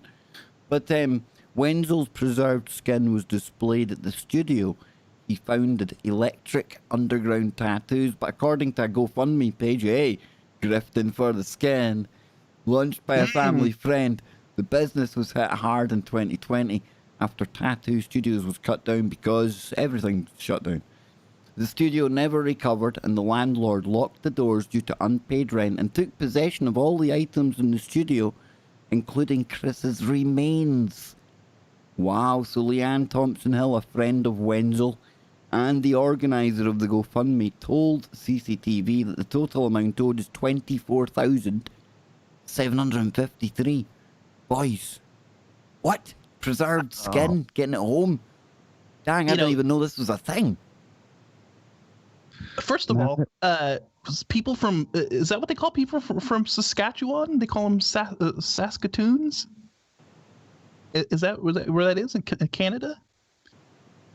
Interesting. I've never. Saskatoon is the largest city in the province of Saskatchewan. There you go. Okay. But this also reminds me of something I saw not too long ago where, well, there's a lot of different areas where they use that method of where they tap it in with like blades, man. Oh, yeah. The Tongans do it, I think, and I think there's I'm not sure. I can't remember the name of the tribe in New Zealand that does it. The natives in New Zealand. I can't remember the tribe, but they do it also. So they bang it in with the spikes. Not for me, thanks. Not for me.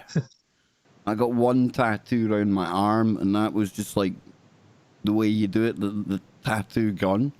There's no way you'd get me sitting, because one thing I seen, it was like this guy got done from like neck down to the feet, and it was like all, like you say, it was this tattoo artist, and I'm sure it was Japan. It might have been triads, so it might have been something to do with the triads as well. I don't know, dude, but it was like organized crime anyway. And it was like, it told a whole story as well. It was like weird, dude. It's the same thing you see with like gangs here in the United States too. You know, I mean, all the tattoos, you know, and from facial tattoos, they get it all the way down, full body stuff, and it's wild, man. It really is. It used to have a significant meaning besides just having artwork on yourself for some sort of yeah. You know what I mean? It used to have a specific meaning, and it used to, anybody who's got tattoos is no stranger to pain, man. And somebody that goes back over and over to get tattoos, a lot of people get addicted to that pain of the feeling of that to getting those tattoos. And so they can. I know people that they go get tattoos because they see it as a therapeutic experience. It's not like a painful thing to them. So. Mm-hmm. Look at that thing, man. Holy shit. That's what I'm saying, man. You definitely want to skin that dude when he's dead and put that on a frame, because he spent that thing probably cost the guy $20,000, man, and 6 months of his life. Going back. Yeah, I know, but what do you look like? I mean, these people traditionally live a lot older than us in the East. You're going to look like a shriveled prune, and that tiger's going to look none like a good tiger when you get older. You really want to keep that shriveled version? I'm not disparaging ink in people that have it, but I just want to make a distinction about something, because you guys remember when I was in Colorado and I was going to that, and I was, living in that place, and I was going to Hot Springs, Glenwood. And one of the things I noticed was that the people that would come to that hot spring, a lot of European people would come there. And for the most part, you had Americans, almost every one of them had tattoos. I mean, even older people had like new tattoos. But for the most part, the Europeans didn't have as many tattoos. And it's just an interesting phenomenon from a pop culture, a social engineering perspective, how tattoos began to take hold in America. And, and there, it's just wild, man, how you see something, just sort of the social contagion of something. When it becomes popular, people really go for it. And this is something that's irreversible. So, like you're saying, Kev, gravity does take over eventually. And you start hanging like curtains. See, that's always been my thing. Even like a lot of guys get the sleeve done and things now. Now your arms don't get overly like crinkly, wrinkly again, things like that. But still, it loses its I don't know, man. It just loses its thing. Yeah, I don't know. I think it's up to the person on whether they decide if they want to get a tattoo or not. And it doesn't. I mean, if you got tattoos, I don't see it any. I don't see a problem with getting tattoos. I'm friends with a lot of people who have tattoos. In fact, one of our best friends, right, Mr. Popeye. He is loaded with tattoos, and so yeah. But it does. You do have to think about, like, okay, I'm putting this on my body and it's going to be permanent, and so I mean that's a big decision to make. If you're going to go out and get a tattoo, you really need to make sure that that's something you want. That's going to be on the body on your body for the rest of your life. And yes, there are ways of removing tattoos. They can, but it does still leave a remnant behind. You never fully remove a tattoo. You just, there's going to be a little bit of scar tissue, and there's going to be something there that shows that you did have something done, So, and then the cost, the cost in having it removed. As well. I mean, that goes back to, well, you made that choice when you first got it. You need to make sure that that's something you want. A lot of money goes into these things, man. A lot of money. The more kind of renowned the artist is, the more that they can demand for their art, Yeah, there's some really great tattoo artists too. I could never decide what I wanted to get, and so I never ended up getting any ink at all done. But there was this period of time where this copper color was really popular down in Los Angeles. This certain kind of twingy copper color, and it was really attractive. That was the moment when I was really going to try to figure out what I wanted to get, but I just could never figure it out for myself. But I had I have this woman friend that she had sleeves on both arms. And at one point she made a personal decision where she didn't want to have them anymore. She had to have them removed, so she had laser work done to get them off. And you're right, it cost. She had to use a good part of her inheritance to get rid of them all. So it's a decision, but it can be undone. Did I have the wrong camera up there? Was I putting like Scotty on the hot seat there? Was I? It was Jimmy talking and Scott wasn't moving his lips. Yeah. No, we were getting a full reaction shot on Scotty to what I was saying. It was good. It was like a close up. It was a good reaction piece. That was good cutting. Like if you were making a movie, that would be in a perfect point. I was intrigued. I was intrigued, Jimmy. Yeah. So if you're making a movie, what movie are you making then? There's a question for you, boys. Come on, Jimmy. What movie are you making, man? Come on. Within reason, Jimmy. Fuck's sake. Man, you put me on the spot, eh? Let's see, if I'm going to make a movie, let me see. The Weird Cocoon, probably. Here we go. I don't know. I mean, let me go to Scotty, man. Give me a minute. Let me think. I can go there, but I mean, if I'm making a movie, give me a minute to come up with a concept. All right. Let's find something. Let me rattle. What are you making, Scott? What are you making? Some kind of like crazy kind of order? I'm a fan of dystopic sci-fi, so that's the direction I'm probably gonna go. Nice. Future dystopia. Probably a lot of technology and hacking involved in the plot and the storyline. Some kind of like Big Brother government surveillance action going on. Maybe a resistance of some sort to said, reptilians, man. There's room for reptilians where you've gone. Yeah, maybe there's room for reptilians. You know what I like is when a good dystopic sci-fi sort of storyline, it doesn't take it too over the top in the future. Tribes of Europa, Netflix. I like near future sort of dystopia, to where things are still kind of like they are right now, but have been taken to another crazy level. And so, yeah, if I was to make a movie, it probably would be something along that lines, or maybe I would maybe just have to blatantly rip off Ghost in the Shell and maybe talk about some kind of a cybernetic cyborg that has become self-aware and believes it has. Yeah, that'd be a good one, dude. That's my kind of jam. That's my kind of movie. Jimmy, before you give us yours, here's one that would definitely kind of sounds like what Scotty's talking about, and we talked about it on Freaky Friday last night. 2074, it's called Tribes of Europa. 2074, in the wake of a mysterious global disaster, war rages between the tribes that have emerged from the wreckage of Europa. 3 siblings from the peaceful Origine tribe are separated and forced to forge their own paths.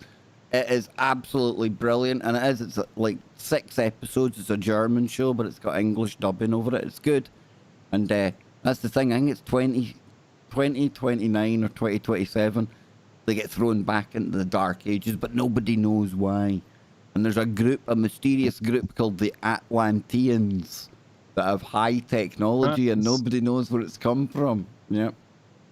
There you go. Yeah. So maybe they're utilizing the technology from. Oh, it's good, man. It's good, and it leaves it open ended. You're sitting waiting for season 2 to find out what caused it. So anyway, Jimmy, come on, man. Take us into your director's cut. What's it gonna be? Mine is gonna be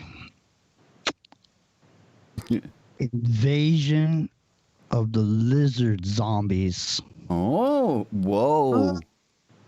Now these are the planet is taken over systematically by these lizard zombies. They've already got it. They live in Buckingham. They live in Buckingham. A place called Buckingham. That's the name of their lair, Jimmy. They come from deep underground bunkers in the center Earth. And they come up, and here's the kicker. They've infiltrated into the underground network that was set up by the government. And here's how they get in. And this is the hard part. Through a toilet in Alaska. No. They Damn. People realize it, but they come up from underground as warrior princesses. They come up underground, and they are beautiful women, and they start coming up from under the ground, and it's just like, I don't know if you guys have ever seen the lingerie football league, but there's a football league now. No. Yes, I've seen it. I've seen it. All right, so imagine lingerie football league, and these are beautiful women, and they come up, and they're everywhere, and they're actually really friendly, and that's the kicker. That's how it happens. This is how they impregnate the planet with their seed. With microscopic bees that they bring with them. They have a pocket full of microscopic bees that they release as they now here's the part that's really scary. This is the scariest piece of this whole part. Okay, it's not that they're not really beautiful women. See, that's the thing. They're friendly and they're easy to get back to your house. But really, when you squint your eyes, they start to look like Nancy Pelosi. No, you need a special pair of sunglasses to see them. Oh, I've definitely seen part of this movie before. I remember part one. When they come, but when you get them back to your house, you can get them back to your house super easy now. But when you get them back there, that's when the horror begins. Oh. That is when they release themselves from their skin suit that looks like a beautiful woman, and now you are menaced by a giant lizard with a huge totem pole and a big tail. That's about to take your temperature. Well, this sounds like V. This sounds like V, but with like a killer twist, man. Just saying, beware of anyone who goes back to your house that easy. I've got the name of this movie. I've got the name of it. The Lizard That Lies Within. It kind of sounds like that movie. It was a cheesy horror movie, and I don't know if you guys have seen it, but it was called Slither. No, I've not seen that one, man. That would ring a bell. Oh man. Was it called? Okay. It was Slither. It was very, I mean, it was a pretty, it was your average kind of horror flick, but you had these little worm things that came down. I think they're from space or something, and they would find a way to slither. They'd slither their way into you, and then kind of take over your body and get you to go and try to procreate, let's just say. And once you came in contact with somebody else, slither, they become slitherized as well. And that's the thing, people really, and it's fun to look at it too, because a lot of these B movies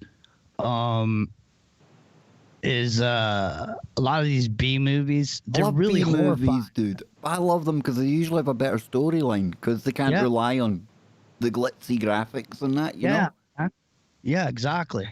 So I mean, some of these storylines and in these B movies were really telling. Like, what was that one? I don't remember the title of it, but there was one where it was astronauts that were going to Mars. No, right. No, sorry. I thought you were going to go into Capricorn 1, where they thought they were. Yeah, is that the one? Yeah, I think that's the one. Yeah, is that where they think they're going and then they get wicked away and and then they escape out of the compound in the desert. Brilliant movie, dude. Yeah, that's a good one. Yeah. Or, I mean, there's so many of those that, and we talk about people in the, a lot of people talk about this future programming and telling people what they're going to do and all this. But, these B movies, these are the ones that really had a lot of the stuff, man, exposing some of the weirdest stuff that seemed outrageous, but really it was going on. These are like infomercials for the technology that already exists. I like myself a B movie. I like it. You guys remember I haven't really talked to many people who remember this movie, but I remember it when I was little, and it was a movie called Stuff, just Stuff. And now, what's it about? It's about this stuff because you don't know what it really is, right? But it looked like either like is it like a substance? Is it like goo? Yes. Yes, it was a goo. Was it the goo? No, it wasn't the goo. It was actually the opposite color. White goo? Yes, it was a white goo, and Oh dear. I don't know, like oh dear. the consistency of like shaving cream or like Okay. Now we're getting better. Now we're getting better. I had other stuff envisioned there. Not good. Not good. No, and it would just like ooze around and consume stuff. And I like I said, I was real little when I saw it, but it like freaked me out because everyone was like, they're like running, and this like stuff was just like oozing in behind them, trying to. I might Leslie's actually seen that one. Leslie's seen it. Karen says it's like snot. Yeah, it was like weird. It was so people out there have seen. I'm not crazy. I'm not the only one who's ever seen stuff. No, that sounds good. There's another movie that's horrifying, literally, and it's this movie that it's called "They Came from Within." Have you ever seen it? Now that does ring a bell. I'm gonna have a look, but it rings a bell. It is literally disgusting, man. There's this thing. It's like a leech or something, and it's like it must be about 9 inches long. About 9 inches long. It looks like a giant banana slug. Like in California, we have something called a banana slug. It's this. Did it look like that, dude? That's exactly what it looks like. Boy. And the way that it goes between people is like when they kiss, it comes out of one person and goes into the next person. It is sick, man. So you know what? That's kind of sounds like maybe what Slither was kind of that paying an homage to that sort of thing, because Slither was very, very similar to that.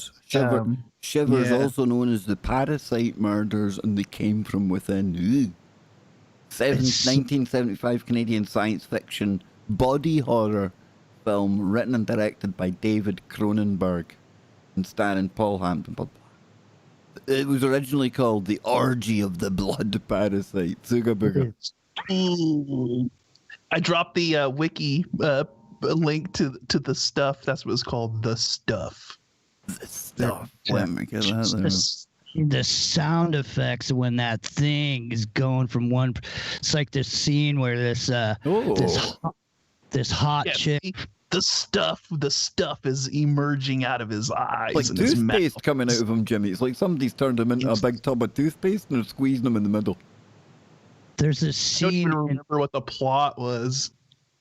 There's this scene in They Came from Within where this hot woman is in the laundry room doing her laundry. You know, she's just in there doing her laundry and blah, blah, blah. And some dude comes rolling in and they start, having a chit chat, this and that. And all of a sudden they're overcome with passion. And they start, saying hello to each other and being friendly, and as they get to the point where their lips are actually going to meet in passion. And this thing just comes out, man, and just goes from one mouth to the other. It's all never good. Down to somebody's throat, man. It's disgusting, man. Never good. The stuff. The plot. Several railroad workers discover a white cream-like alien substance bubbling out of the ground. These workers find it to be sweet and addictive. Later, the substance marketed as the stuff. Soylent Green, ladies and gentlemen. It's been sold to the general public in containers like ice cream. It is marketed as having no calories and has been sweet, creamy and filling. The stuff quickly becomes a nationwide craze and drastically hurts the sales of ice cream. Step in former FBI agent turned industrial saboteur Scotty Lopez, as he's hired by the leaders of the suffering ice cream industry, as well as junk food mogul Jimmy Jeans, Charlie, a chocolate chip Charlie Jeans, we'll call him for this one, and to find out exactly what the stuff is and destroy it. Under their commissions, Jimmy conducts, no, it's Scott that conducts it, right? An investigation into the stuff. His efforts reveal to his initial horror that the craze for the dessert is far deadlier than even opium. The stuff is actually a living parasitic and possibly sentient organism. Panpsychism. It's sentient at some level that gradually takes over the brain. It then mutates those who eat it into bizarre, Jimmy, zombie-like creatures. We could have your two guys like working on the same project if we blend Scotty, films here. this is a brilliant one, dude. I never heard of it. Thanks for bringing it up. I've never heard of this either. Never heard of this one, man. Dude, like I said, it's the epitome of like B-level, B horror, super cheesy. They might even have a trailer for it or something, but I remember seeing it as a kid actually a couple of times, and it just stuck in my head. Great new day sensation, light and free now. To elevation, enough is never enough. Enough is never enough of the stuff. The stuff, the taste that makes you hungry for more. The stuff, the taste that delivers. Enough is never enough. We interrupt this presentation with the following urgent message. Tonight, America is in grave danger. Good actor, man. We are under alien attack by a popular dessert known as the stuff. Here, Jason, take some. No, don't eat that. There is That looks absolutely atrociously brilliant, doesn't it? Doesn't it? something alive in there. Tasty. Oh no, look, that was coming up just when you're expecting a bear. It was the stuff.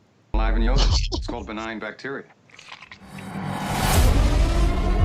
If the Did it come out of pillows? What? It was getting crazy, man. Stuff was coming from everywhere. If you have it on your shelves, do not sell it. If you distribute this material, close your doors, make no more sales. Boom, this stuff. It's Alex Jones. Don't sell it. I've got any stuff repellent here. Any stuff repellent.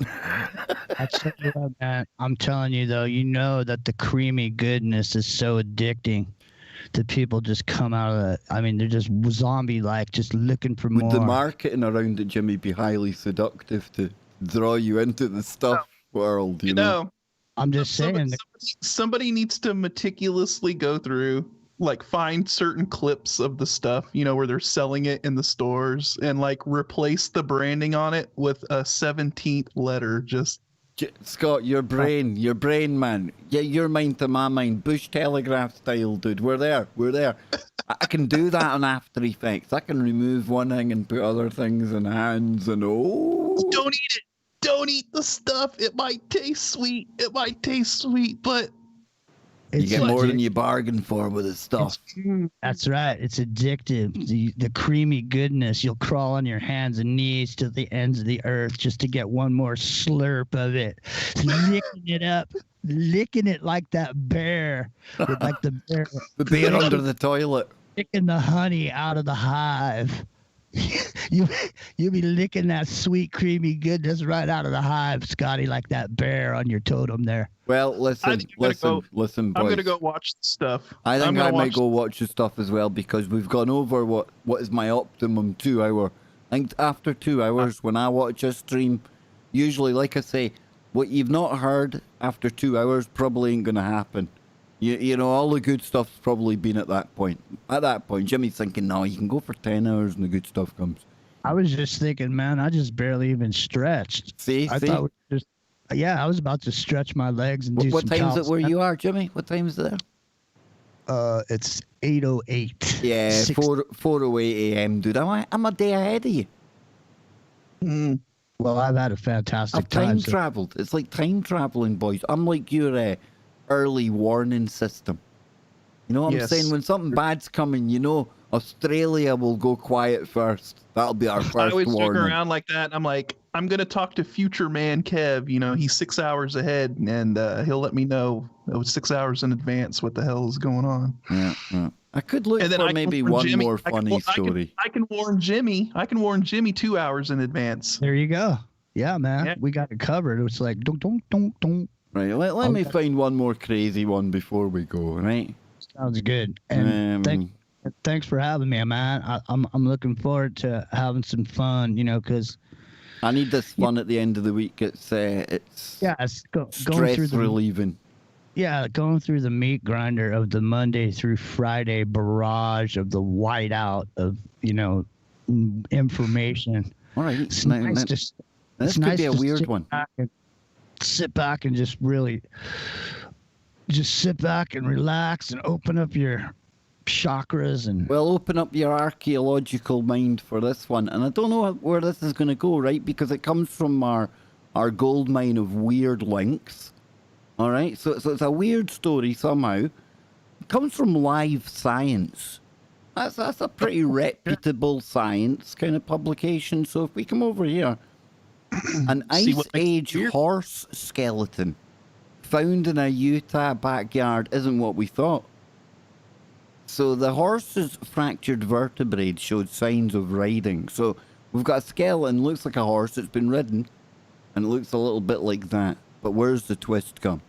So it says the skeleton or the skeletal remains of a wild female horse found buried in a big ancient lake in Utah and thought to date back 16,000 years to the last ice age are actually no older than 340 years old. Boom, boom.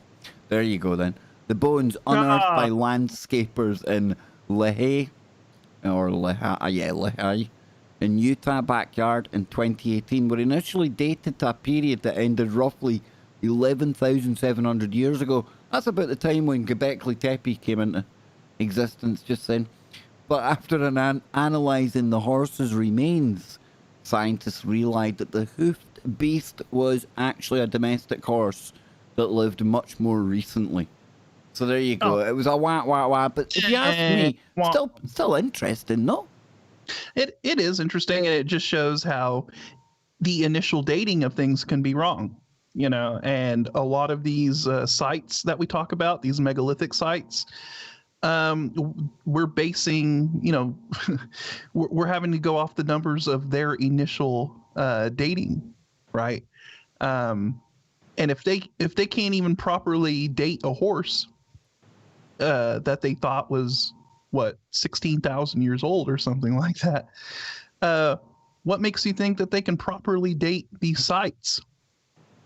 No, you're right. Now, audience, don't panic before Scott jumps back in here. I've got like 3 or 4 links that I'd actually forgotten about that tie in with us, and will take us nicely. But there'll be a nice finish, and look, Jimmy gets an extra 5 minutes. Look, an extra 5-10 minutes of rifting time here. So, Scott, I'm not worried about that. I'm just, I was noticing in the chat, someone, St. Marie said you guys could talk all night and we'd still sit here and listen because it's like we're all hanging at it's like we're hanging at the pub, man. I know, dude. I know, but it's 4 a.m. at my pub. Yeah, man. But anyway, right, back to this just now. Well, they tell us, that the pyramid, the Great Pyramid of Giza is only 2,000 years old. Well, okay. You guys can't even date the bones of a horse. So what makes me, why am I going to be convinced that the pyramid is 2,000 years old?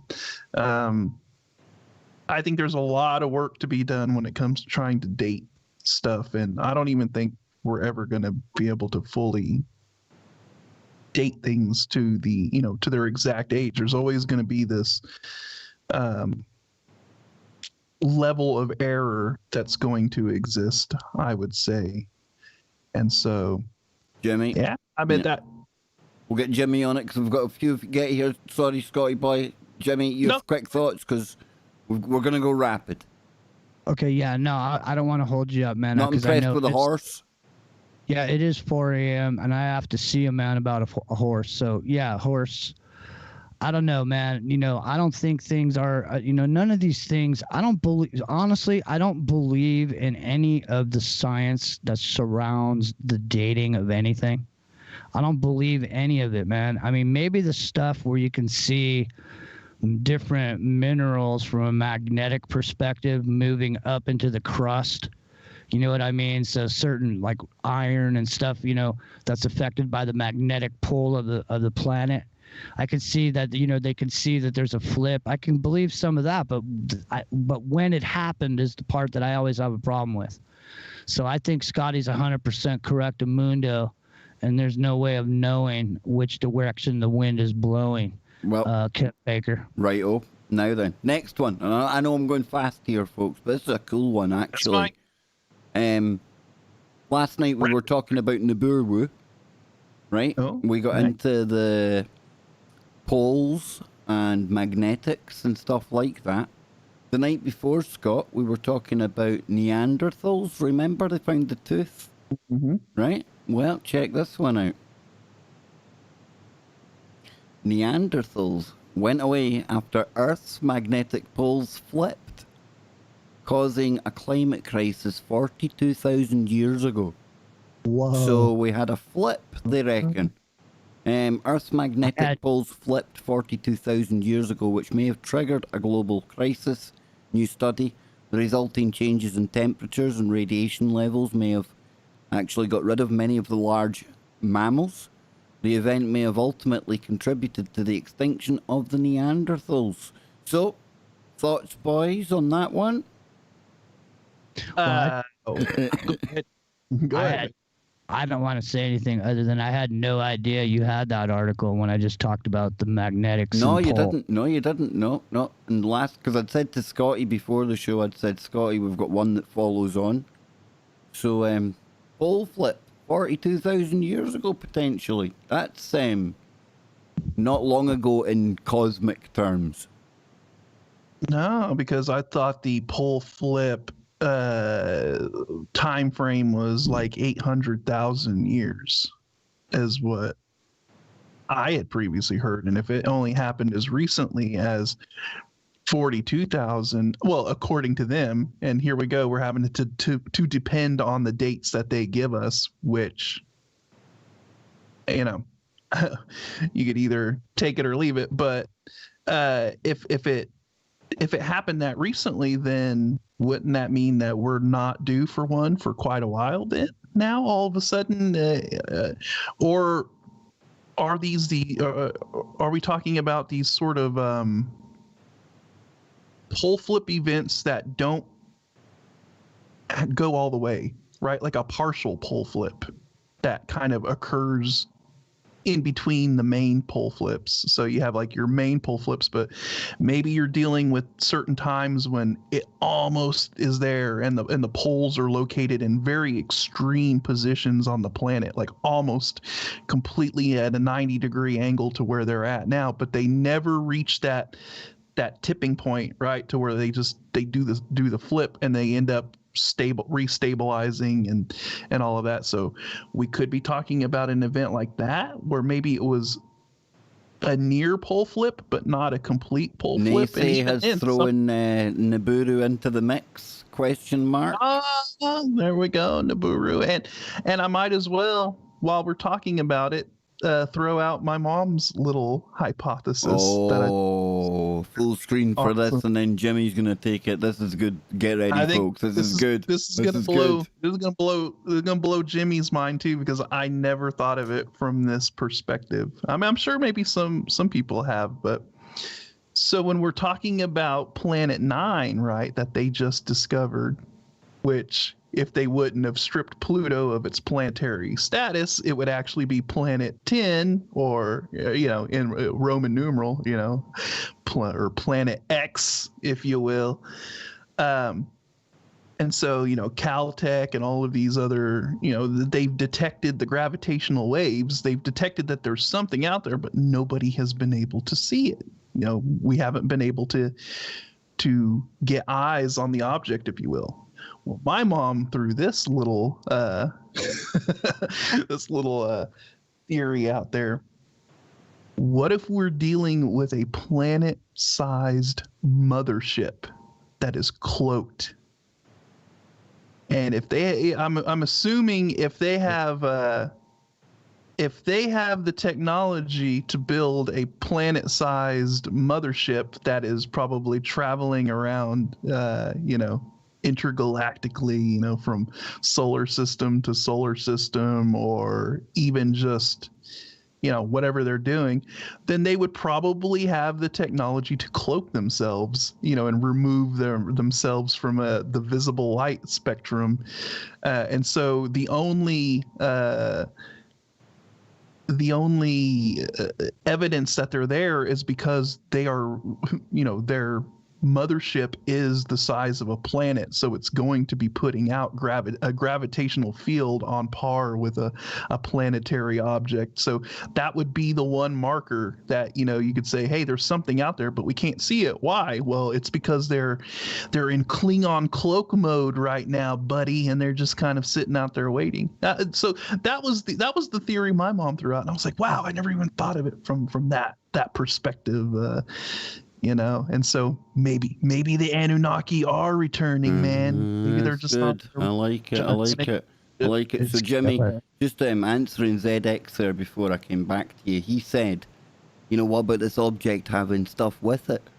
And I've thought about this a few times, right? Because that's one of the theories. It's like a second sun, and it's got its own little orbit that's planets and moons that orbit around it. But if that's the case, right, and again, I'm just thinking wildly here, I'm no trained astronomer or anything to do with space, but if it comes in with that, right, and it's hurtling through our solar system, maybe past planets along the way, at least going round the sun, surely, right, those little objects are going to get pushed and pulled by the gravitational effects that we say that this planet, this second sun, this thing could do to us, right? So that means it could go out bare again. And then on its way big elliptical thousands of years orbit, it picks up other asteroids, other little rocks that are flying around out there. And every time it comes in with like a whole new barrage of stuff that is different every time. Maybe sometimes it picks up nothing. Maybe nothing comes near it when it's out there. You see what I'm saying? It just, for me, those little ones would almost be like bowling balls, like that sweeper effect our good friend Clyde talks about. I just envisage them getting fired off it as it goes round the sun, and who knows where they go, Dinosaurs, maybe? Meteor, boom. Hey, over to you, dude. Well, I like Scotty's mom's idea. So do I. I think I want to go with that. I like it quite a bit. And let me just extrapolate a little bit on it. Because maybe, we have a concept of what a spaceship is. We think that beings and spaceships require for you to be inside of a ship. But what if there's a such thing as like what Scott's mom is talking about, where you have a Dyson sphere in the center of a globule object, say like Earth, but instead of having some sort of a metal type skin or some sort of skin that protects you from space and all the things that are in it, instead of that, what you've done is you've created an atmosphere that keeps stuff out. And so maybe Earth is like a spaceship, and maybe we're on a spaceship, and there is a center Earth, and there is a sun in the center of that Earth. Just like people talk about how there's a center Earth and how there could be a sun in there. Maybe that's the Dyson sphere that's powering this, the Dyson sphere that's the engine of the Earth, the molten inside of the Earth. What do you guys think about that? I think your mom is onto something there, Scotty. I mean, who knows, man? I mean, who knows? I mean, technically, look, we are on an object hurtling through space, so we are on a spaceship. We're clinging on, dude. We're clinging on, man. We're clinging on, man. We're clinging on. We're like barnacles. Barnacles on the fastest ship in town. And look, if you're a space fair, if you're a civilization, what's the highest level of civilization, Kev? Was a type 4 or something type 4 like that? Or 5, yeah. Asimov, yeah. No, the Kardashev scale, yeah. So if you're like Kardashev scale. If you're like type 4 civilization or whatever the highest level of civilization is, and many is it 2 seconds ago? I think it's 4 at Type 3. So, type 3. Type 3? Yeah. Oh, type 4 and then a type. What's that? Is that like that's like one of these little symbols. I don't know what that one is though. Oh, that's like a type. I don't know. Type 5 anyway. Also called a multi-universal civilization. Control energy at the scale of multiple universes and may be able to create universes. See, I didn't even know there was a type. No, neither did I. That's God level. I think you call that God. Yes. Those, you know what? When you reach that level of civilization, you're the one running the simulations, right? You're the one firing up simulations and essentially creating other universes. That's that level right there. But say we're talking about a Type 4 civilization, right? They have the ability to harness energy from stars, right? Create Dyson spheres. They've No. Type 4 is from the actual, you harvest the energy of the universe. Type 3 is the kind of the solar one. In fact, Type 2 is the stellar civilization, Scott. Wow. So I mean, we might not even be going into that level. Let's just say that they've reached a level to where they can harness the energy from a sun. They've achieved essentially what we would call teleportation or wormhole travel or something. They're able to move faster than the speed of light. And pick a coordinate and essentially blip there if they want. So, maybe we are talking about some, at that point, why even look for a planet when they are at a level to where they can build a planet? They could build their home world. They don't have to look for a habitable planet. They just they could build their own home world. The thing is artificial, but then they can allow it to sort of, how do you say, it's a mix of artificial and organic, right? So maybe like the structure is artificial, but then it's like filled in with rocks and asteroids and whatever to, give it that. And then next thing you know, hey, they're living on the surface of their mothership. It's just like their planet, but they can travel around in this thing, right? They can cloak it. They could probably surround it with some kind of a protective shield that they don't even have to be near a sun, right, to warm the atmosphere or keep it habitable. They're on a whole nother level. So maybe that's what Nibiru is, man. Maybe I'm going with my mama's theory.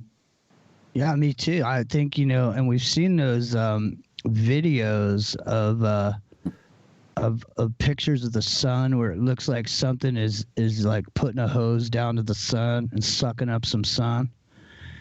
Maybe they're sucking up sun so they can then install that energy into these Dyson spheres to power their ship further on down, eh?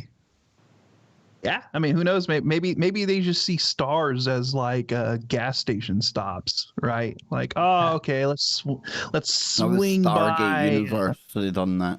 The ship on there, that's how it refueled. It like came down close to the local stars, scooped up the energy, and away it went, man. If you were wanting to refuel something the size of a planet, you would definitely probably need the energy of a star to do that, to replenish that, or something along those lines. So maybe if they're at that level, Scotty, maybe they don't just create planet ships. Maybe they create whole universes and galaxies. And maybe when they create that sun, Kev Baker's favorite electric universe theory. Maybe there's a circuit that goes out from that sun that powers the internal Dyson spheres of the other planets that they've created, so that the sun is a central generation point for their whole universes and galaxies. What about that, man? You're talking about like some kind of a webbed network of power generation. branching off from it. Yeah, well, then that would tie into like the universal ley lines I talk about and all the alignments and everything like that. Hey, it all ties in. It all ties in, man.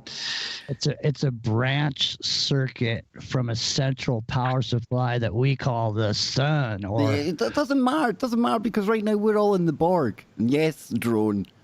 He says, ever notice the Kev Baker's spaceship is very similar to the Borg? And that's exactly the look I was going for, boys. That's the point. Yeah, that was definitely the point, look. fellas. Yeah, look at it. Look, well, there it is. We're all in there, folks. You just don't realize it yet. You know, some people say we live in a dream. But no. I've slowly integrated you into my...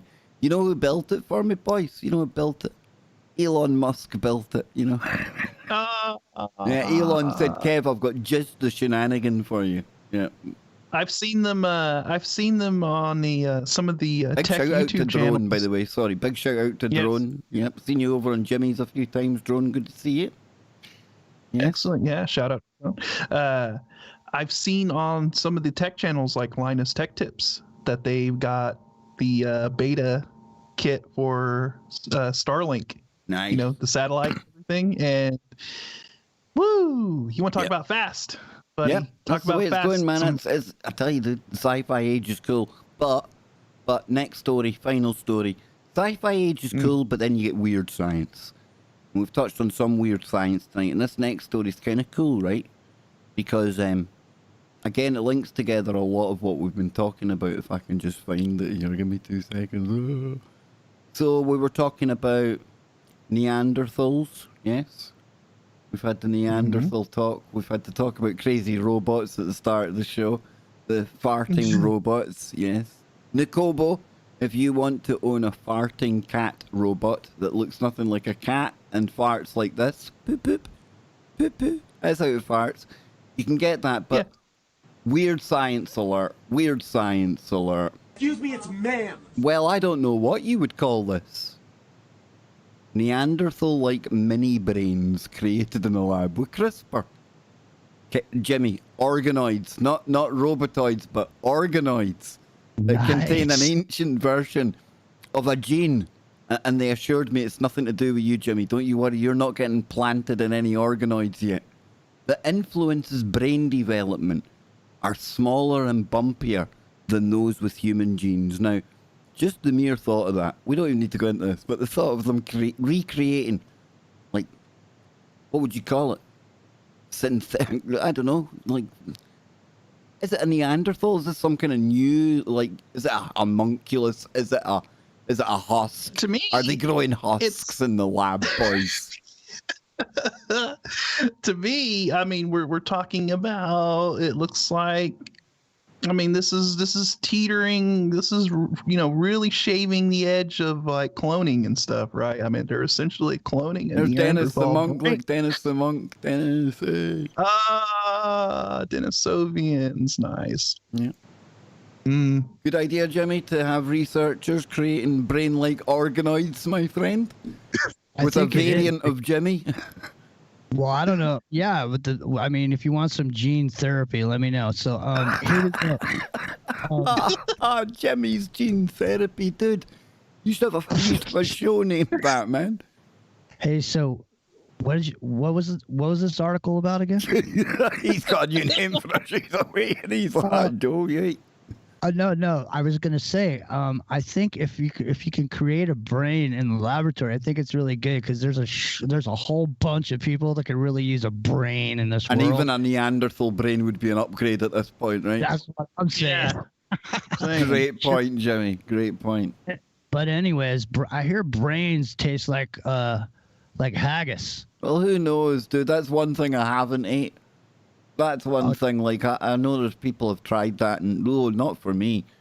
Sheep's ones, and then heart as well. I've never tried heart. It's supposedly, it melts in your mouth, and it's very creamy. So does stuff. So does the stuff. So does stuff, yeah. It is. No, seriously, here in California, you know, there's there's a bunch of trucks on the side of the road where you could buy tacos. You know, They were cheap going to tacos. say the stuff. I was going to say, oh no. It is, yeah, no, they are the stuff, man. They're these little carne asada tacos, man. They make the beef right there, but you can also get tongue. You can get beef, pork, or tongue tacos, and you can also get lengua, which is brains. And I've never had a brain taco, but let me tell you something. People that have them, they're licking their lips and sucking on their fingers after they're done. It's like they just ate some honey. Finger licking good. So listen, it says here, researchers have created tiny brain-like organoids that contain Jimmy variants harbored by two extinct human relatives. We've got the Neanderthals and the Denisovans. So they've spliced together to create a chimera homunculi. It's a husk, Scott. It's a husk. The tissues made by engineering human stem cells are far from being true representations of the species' brains. That's even more terrifying because now it's something entirely new. I was about to say, yeah, now we're not talking about a representation of either of those. We're talking about an entirely new creation. So then... It's an organoid husk. What is it? Yeah, but they show distinct differences from human organoids, including size, shape, and texture. I bet you can fit them in a microscopic wasp. I bet you. The findings published in Science on February 11th could help scientists understand the genetic pathways that allow human brains to evolve. It's an extraordinary paper with some extraordinary claims, says Grey Camp. What a cool name that's a cool name, isn't it? Grey Camp. A developmental biologist at the University of Basel in Switzerland, whose lab last year reported growing brain organoids that contained a gene common to Neanderthal and humans. The latest work takes the research further by looking at gene variants that humans lost. Alright, so they're bringing back all the stuff we lost. Cool.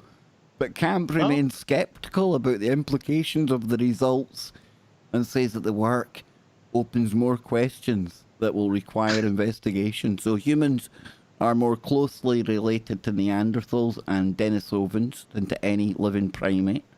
And some 40% of the Neanderthal genome can still be found spread throughout living humans. The researchers have limited means to study these ancient species' brains. Soft tissue is not well preserved. And hey, listen, they should have freeze-dried them like the mammoth, right? And most studies rely on inspecting the size and shape of fossilized skulls. So knowing how the species' genes differ from humans is important because it helps researchers to understand what makes us unique, especially our brains. This ends up not good. I'm like, no story starts good like this, you know? You know what? This is the beginning of a movie where all of a sudden the stuff looks good.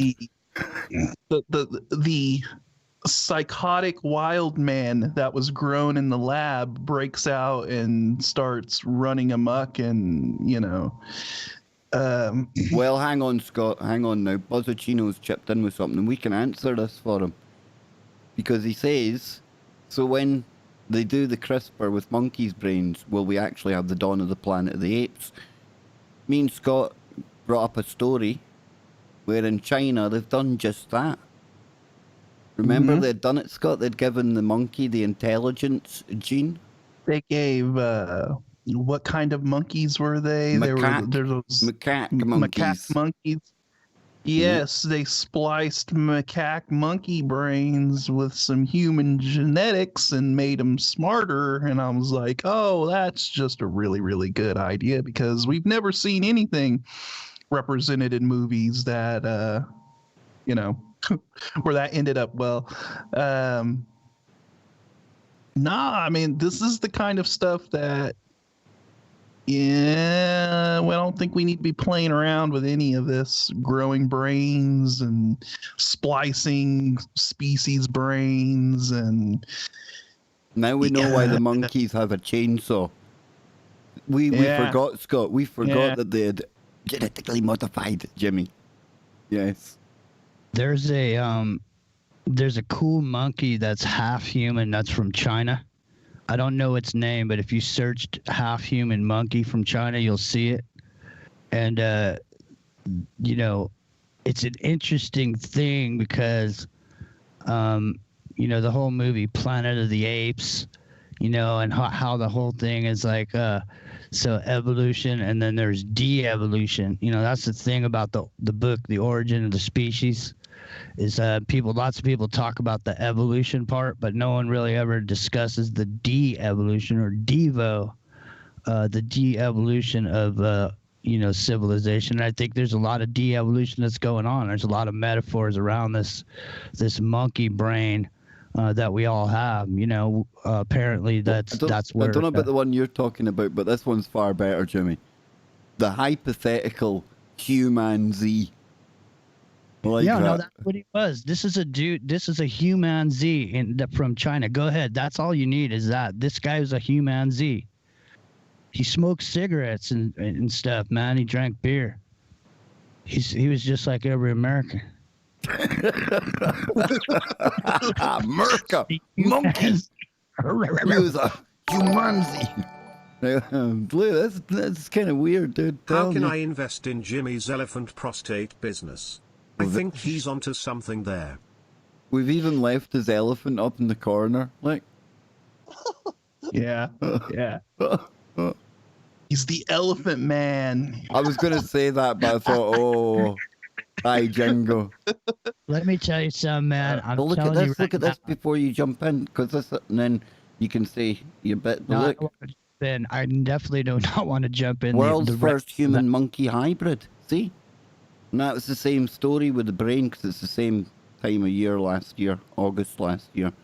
Scientists say they've created the first human monkey hybrid in a lab in China. The researchers who want to use the animals for organs for transplants says the creating the hybrid is an important step. It could also be a disastrous step, in my opinion. And they pledged to continue their experiments, and they did. They did, because remember earlier on, folks, we were talking about these monkeys. Where are they? Where did those monkeys go? Remember the ones? They were armed, folks. They were armed and dangerous, these ones. Yeah, those monkeys that monkey I'm talking about, the human Z. They got video of that dude smoking cigars, man. I'm telling you right now, he looks like Al Capone or Jabba the Hutt leaning back with a cigar. That's where the Chinese monkeys ended up. It is. It is. I'm going to phone up those zookeepers tomorrow and tell them we figured it out live, right here on the Kev Baker Show, and hopefully we'll have See, what happened is that those Chinese monkeys escaped. Now, hold on, Scotty. They escaped down to the Pai Gao house, and they're sitting down there smoking cigars and gambling 24/7 for somebody. You train them to gamble for you. Sit in your spot and play cards. Hold that thought, Jim. Hold that thought. We got Brian. How can I invest in Jimmy's elephant prostate business? I think he's onto something there. I think we already put that on, but we'll play it again anyway, because we're almost done, and I'm now at the point at 4:42 a.m. forgetting what happened 2 minutes ago. That you know it's time to stop streaming when you forget your own super chat played. It's a good thing you weren't playing the drinking game tonight. Well, maybe one weekend, maybe next weekend or something, we should get drink. We should involve a small libation or two. I think that might be fun. It might take us to the next level, as long as Jimmy can stay away from the most weirdest culinary type topics in the world. You know, Scott, you go away to make a coffee for 1 minute. And you know, when I was making the coffee, I'm thinking, surely I can trust him. Surely he'll behave when I'm in the kitchen making my coffee. I was hit with the ghostly cooking. We'll just exactly, yes. I was hit with the ghostly cooking, and we had to navigate ghastly cooking. I didn't know I was in troubled waters there. So you're in milk toast. We keep it like, I mean, you barely. This is like, wow, the tamest channel in the world. I'm sorry. Well, let's just. I didn't go south. All I did was describe a dessert. Did Scott grab you just at the vital moment? He did. Scott, it's all good. You go back and listen to it. It's all right. Scott is my Orwell. Scott knows when I step away, he becomes my Orwell. Yeah. Remember when we were seeing that Big Brother behind Scott, that weird video effect where it was like this weird Big Brother image kept popping up over his the ghosting, man, the ghosting. That was trippy. That was about I think that was 2 Skype updates ago. That was trippy, though. Yeah. If as much as Skype glitches, that probably was one of the coolest glitches that Skype had because it actually created a pretty cool effect. Yeah. So let's ask the chat room. Should this be the regular feature on a weekend? If I've got the breathing capacity said weekend, because I like our kind of like unwinding. A little more humorous look at the humorous side of the crazy world. Yeah. Mm-hmm. I like it. I'm down. If the chat's down for it, I will definitely be here more often. Might not be every time, but I will. No, same. It won't be every week, but I definitely want to try it more weeks than not. I've enjoyed it the past 2 weeks. Pencil me in. Pencil him in. St. Marionette first. Why, yes. I'm clearing my Saturday schedule for you, Kev Baker. It's going to be the show where all the new subscriptions I gain through the week I lose, isn't it? They're going to see the other side of Kev, the darker side. Your new subscriptions are going to go run and tell their friends where they can come hang out, have a good time on Saturday night, Jack. That's what's going to happen. Could be. Fun. This was fun. Yeah, that's what's going to happen. I command it. I think it should be so. And John, don't worry about the time, bro. And when I say that I'm like living on East Coast time, it's like it's not just like me saying it. I mean, for me, it's feeling like getting close to bedtime now. And it's 11 p.m. in the East Coast on the US right now. So like I say... And it's weird. It's weird because I live on almost like a UK time because when I get up is when... Yeah, it's weird because I'm a night owl over here, and then that's during the day over in the UK. So yeah, I'm a night owl too. Interesting schedule. Yes, very interesting schedules that we all run over here, but it's okay. It works. So the time works. Don't worry about the time. But yes, final thoughts then, Scott, then Jimmy, and then we'll shoot on out of here. So we went from 2 hours to almost 3, like that. You see. Yeah, it happens. It happens. But no, man, I had a good time. Some definite funny conversation. It's good to unwind after the week and just talk about some hilarious stuff and crack some jokes and look at some of these crazier things we got going on in the world because, Lord knows we got enough going on as it is. And you dig into some of these weirder, more bizarre stories, and there's plenty of them out there. There's plenty to work with. The content will continue to flow. So yeah, man. Smorgasbords of content, Scott. Smorgasbords. James.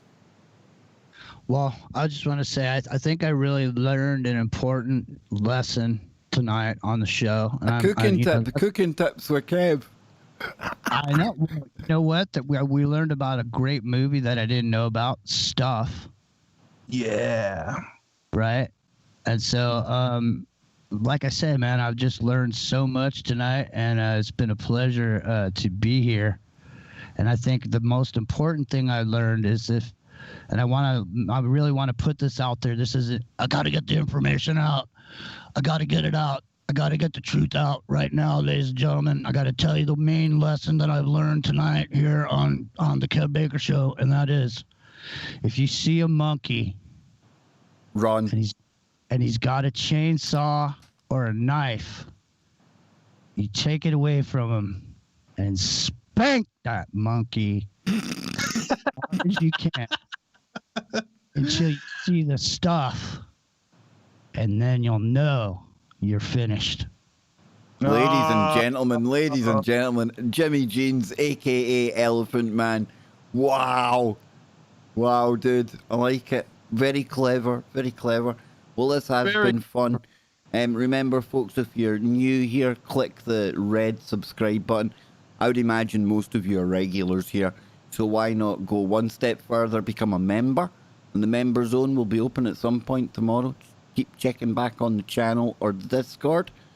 And please, please, please remember to keep it real out there and try and stay sane in amongst a world that's getting increasingly weird. And we're going to keep proving it week after week. We'll keep showing you just how weird it is. So take a little bit of this and then we are out of here. Keep your mind open. Keep looking for the woo, but not to the point where your brain turns to black goo. And this is a weird tune chosen by Scott and Jimmy today. Wah, wah, wah, wah, wah, wah, wah.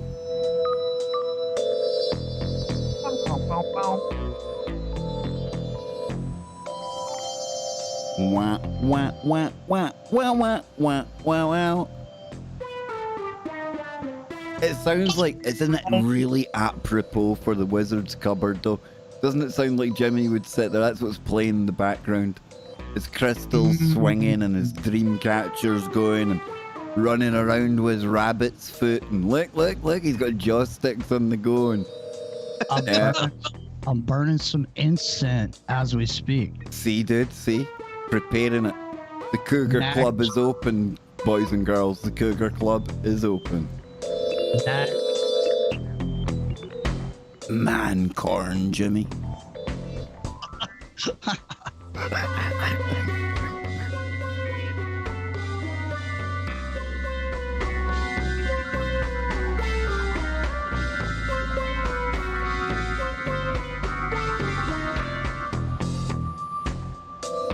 Bow, bow, bow, bow.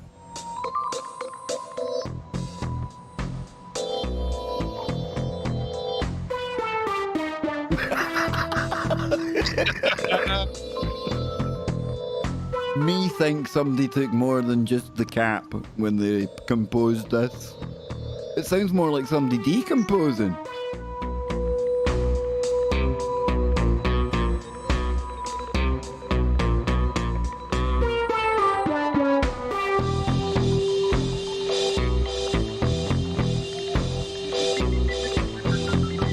Look into my trippy sign, ladies and gentlemen. Look into my sign. I will KBS Ultra you. You're getting sleepy. You're getting